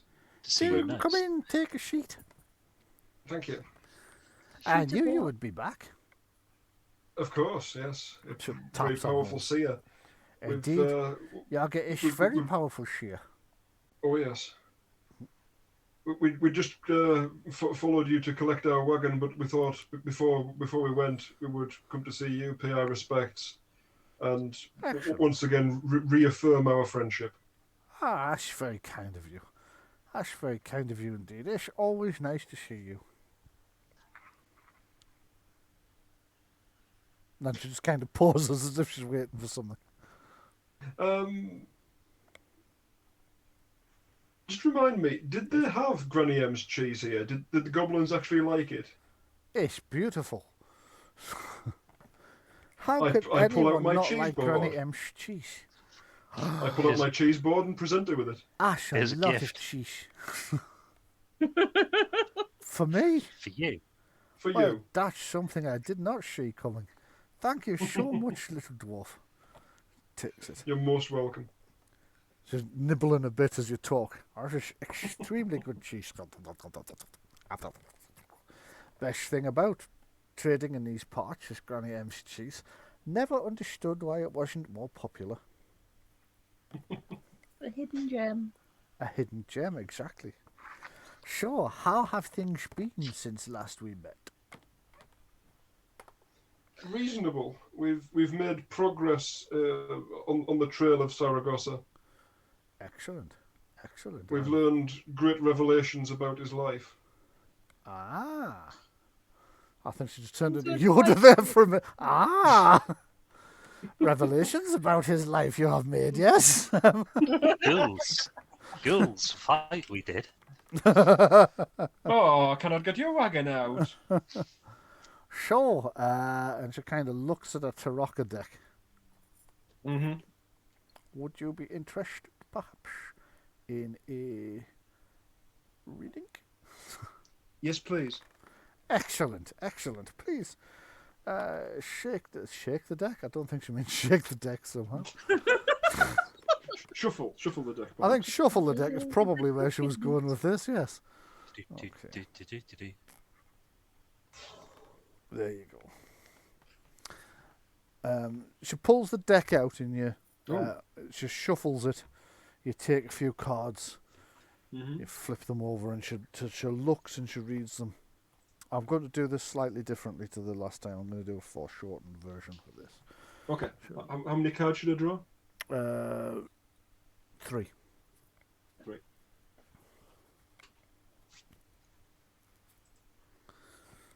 Oh God, that's very small. I think I'm going to need my stronger glasses on. Hold on a second. Okay. Wow. So you draw. Why does that say? The zoom in. Yeah, I'm trying to zoom in, but it's asking me if I want to No. steal the card. When you click on them, they just come up full size. No, when I click on them, what I get is steal card. What? Yeah, weird. No, if you just click on them, they do pop up open. Yeah, it has popped Yeah. up now, but it's still telling me I'm stealing your card for some reason. I don't know why. Okay, so the first card you turn over is the Evoker, and your little goblin seer friend takes a close look. Her large bushy hair seems to twitch of its own accord in a strange manner you can't remember it doing the last time. Make a perception seeing roll. Or hearing, actually. Either would do. Lara Croft's braid. Well, I don't have either of those, but I do have empathy. No, it would need to be either hearing or seeing. Okay. Gora hasn't noticed. Callan has. You see like a little twitching nose, tiny little twitching nose, appears out of her hair, and then like 2 eyes, and you realise she has a rat living in her hair. Brilliant. Mog can hear the rat. Cheese. Yeah, she feeds it a piece of cheese. And then she gets back to reading your cards. So, the first one you have drawn is the Invoker. Strange. I feel that something in your future has changed from the last time we spoke. The Evoker seems to be telling me that the second card won't fucking open up. You've gone muffled again, Matt. Sorry, right, I'll start again. You have drawn the Invoker and the Illusionist, and let me see. Sharaven. Interesting. So, Very. something in your future has changed from the last time we saw one another, but I cannot be sure of what it is. It would seem that your magical power was growing in an unexpected way. Excuse me. Is growing in an unexpected way. But that you will face a problem in the future that is not as expected, and yet also not as it seems. Some powerful magic perhaps is involved in your futures in ways that are not yet quite clear to me. The Illusionist is strong in your casting. There will be something you must face that is not what you expect it to be, but is also not how it at first appears. The Raven suggests... The Raven suggests a loss of some description, but not the kind of loss that you might grieve. A loss of some thing, some item, an ending to something powerful or valuable, but ultimately the loss of it is a loss that you can stand. It is by this loss that you might escape the strange and difficult things that will approach. You should watch for something that can bring forth a power. This is from the invoker I speak of now. That can bring forth a power that is greater than itself. A power that will trouble you in future times as well. A change I see is, in the past, I was warned very strongly in my visions that you would face a betrayal. Oddly, that betrayal no longer seems to be in your future. Something has changed. Something you have done has changed it, but I can't see what. Hmm.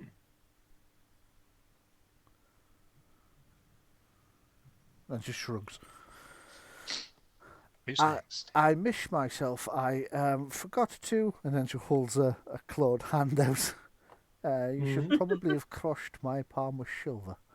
Of course. I appear to have forgot, presumably because our games master is an idiot. I couldn't remember if it was before the reading or after. Last time it was before. She knows you now, though, so she's a little bit less like, give me the money! I just figured she was being nice. I mean, it could be that, yeah. I kind of thought the cheese board might have done it, but no, never mind. Well, it could be that. It could be that as well, yeah.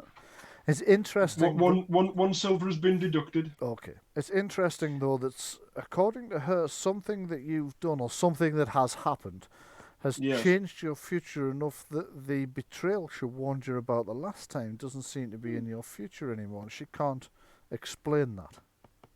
Is it just the 4 party members in this room at the moment? Yes. What have we done as that would probably make Sister Erin not hostile towards us? Difficult to say. A certain young squire might have something to do. It might. Oh, yeah. Was that our action, though? Also, the thing that's going to cost us, the thing that we will have to lose, the thing that we could stand to lose, I think is the staff. Okay. Might not be something physical. It might not, but we found the staff of Saragosa at the beginning of this journey. We're heading to the end. Well, anyway, it would make a cyclical kind of sense. Anybody else want a reading? I'm game for it. I am too. Do you want to go first or last? Okay, hang on, let me deduct a silver. Oh, blooming heck, we better get paid next place we go. Bearing in mind, I have been holding the party fund. The party fund should be quite. I might need to draw out some pocket money soon, is all I'm saying. Absolutely fine. I handle silver. How do I do this? Draw. It is a rather vast amount, however, I don't actually have access to that computer that it's on at the present time. Right, okay. Oh, they look interesting. What have we got? Let's have a look now. Hold on, something got Nice a bit claw. awry here. Well. Okay. So, just bear with me a second.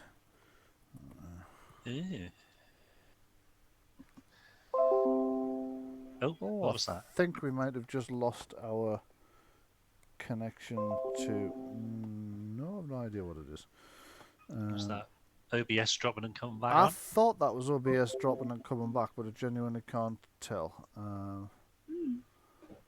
Because whatever it was, it didn't pop up a message, so I don't know what's happened there. Anyway, let me just find my way back to the game, and I'll take a look at the cards that you've pulled.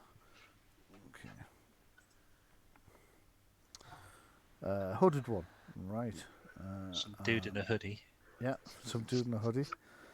The hooded Yeah, one, I'll be right back. the Do I need to executioner. press let it go on these? Do you need to press what, sorry? It popped up and said, Bryan wants to steal this card from your hand. Let it go or no way. You don't need to press any of them. I just needed to pop Okay. them up to see what they were, and it seems to insist that I'm stealing them. Okay. I see that once again we have drawn the illusionist. Every time. Every time. I think last time we spoke we drew the illusionist. Again, it seems to be telling me that something in your future is not as it seems. There is something hiding in plain sight. Yes, definitely hiding in plain sight. Well, As I have also, or you have also drawn the hooded one. This further emphasizes the fact that something of great mystery is hiding right out where you can see it. Combined with the illusionist and the executioner, this is very strongly telling me that something is hiding where you should be able to see it, but you can't. The executioner has given me cause to worry, of course. The executioner suggests that there is great danger. There is an ending of something and a great and terrible danger in your future. A danger which might lead to mortality, to fatality, indeed. eek. Unfortunately, I can tell you nothing more. She holds out a clawed hand. I already paid her. Then she I closes only her, pay her a certain time to be like, hey, you might die. she closes her hand because she'd forgotten you'd already paid her. She shuffles the cards again. I will just recall them all and recall all cards. I'll reshuffle them. And then Right, you are. She holds out a clawed hand and you place a silver coin in it and draw three I'll cards. put two silver coins in it. Okay, you can put 2 silver coins in it. I mean, I'm expecting a good reading here. Yes. So you click draw, click 3. Yeah. Click draw 3 cards of death. Okay, let me take a look at these. Ah, the transmuter. A change from one state to another. Something that has been the same for a long time will change now. You will not come to an ending so much as a change in things. Something that has been in your future. Something that you have been striving to achieve. You will either abandon it or achieve it, but there are more things beyond. Things that you will move on to, that you will turn into. This change will come about in a dark and forgotten place. You will find this place somewhere where it is out of sight, where many things have been forgotten over many, many years. Expect help from someone who has no cause to help you. The philanthropist suggests that there will be someone who will come to your aid when there appears to be no reason that they should do so.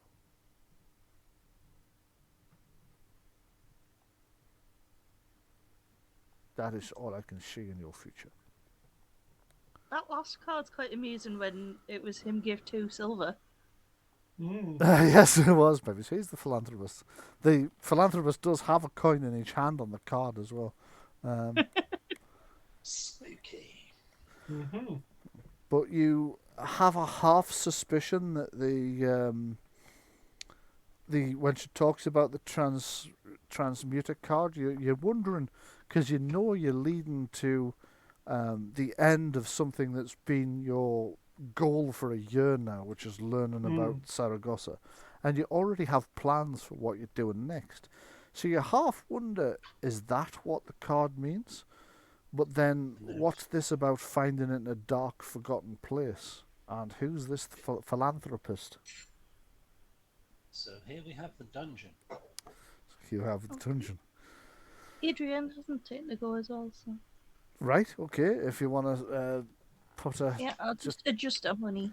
With Adrienne having taken on the mantle of seer herself, yes.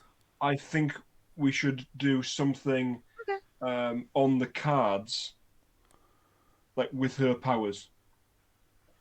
So can she do a reading on them in the same way that Yaga is? Look. Yes, yeah, by all means. Yeah, she can. So we'll just recall these. So what I'll do is, I'll tell you what, make a roll for the readings you already got. See if she interprets them any differently.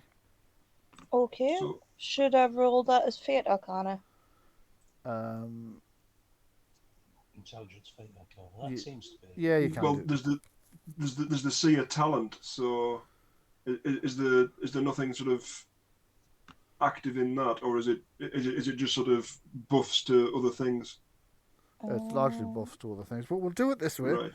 Right. Okay, so she's reading them. She's not convinced that the idea that this betrayal that was warned of has completely gone from your future, only that it's not going to be as significant as it would have been, is how she interprets it so slightly differently.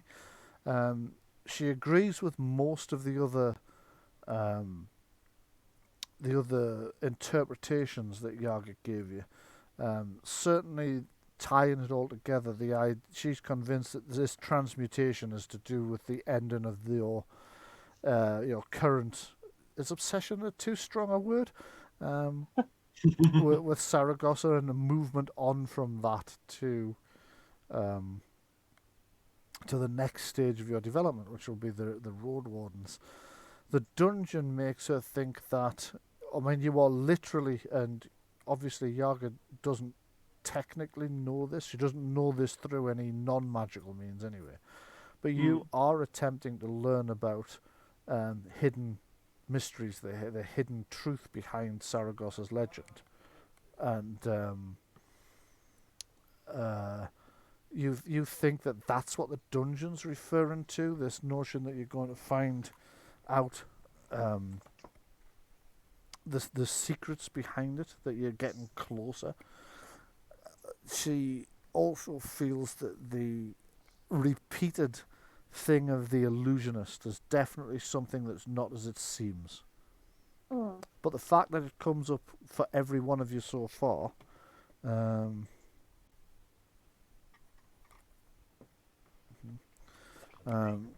fact that it comes up for every one of you so far, she thinks that is going to be very soon in your future, and it'll be a sudden surprise when you see it, if you know what I mean. Okay. I didn't draw that card. Okay, most of you drew it. Two of you drew it. 2 out of 3. Is she actually Surprise for you two. Yes. Is she actually going to draw 3 cards herself, or is she just overseeing the... Yes. Okay. I think she definitely should. Okay, go ahead.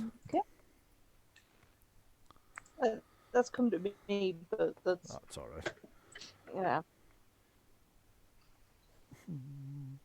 What do we have? So you have Oh, Dark bloody Lord. hell. You have That's a good start. Mercenary. And you have Paladin. Okay.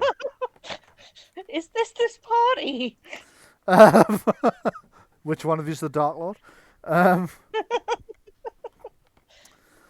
Okay. Yaga looks over the cards and says, the danger that was foretold in your other readings, I foresee it as a much greater danger than I first understood, and indeed there is behind it something greater still, something which will not come to the fore for some considerable time now. I foresee that there is a great and terrible power growing that will be angered by your deed. The mercenary card I am uncertain of. It seems, and she kind of closes her eyes and concentrates. It seems that if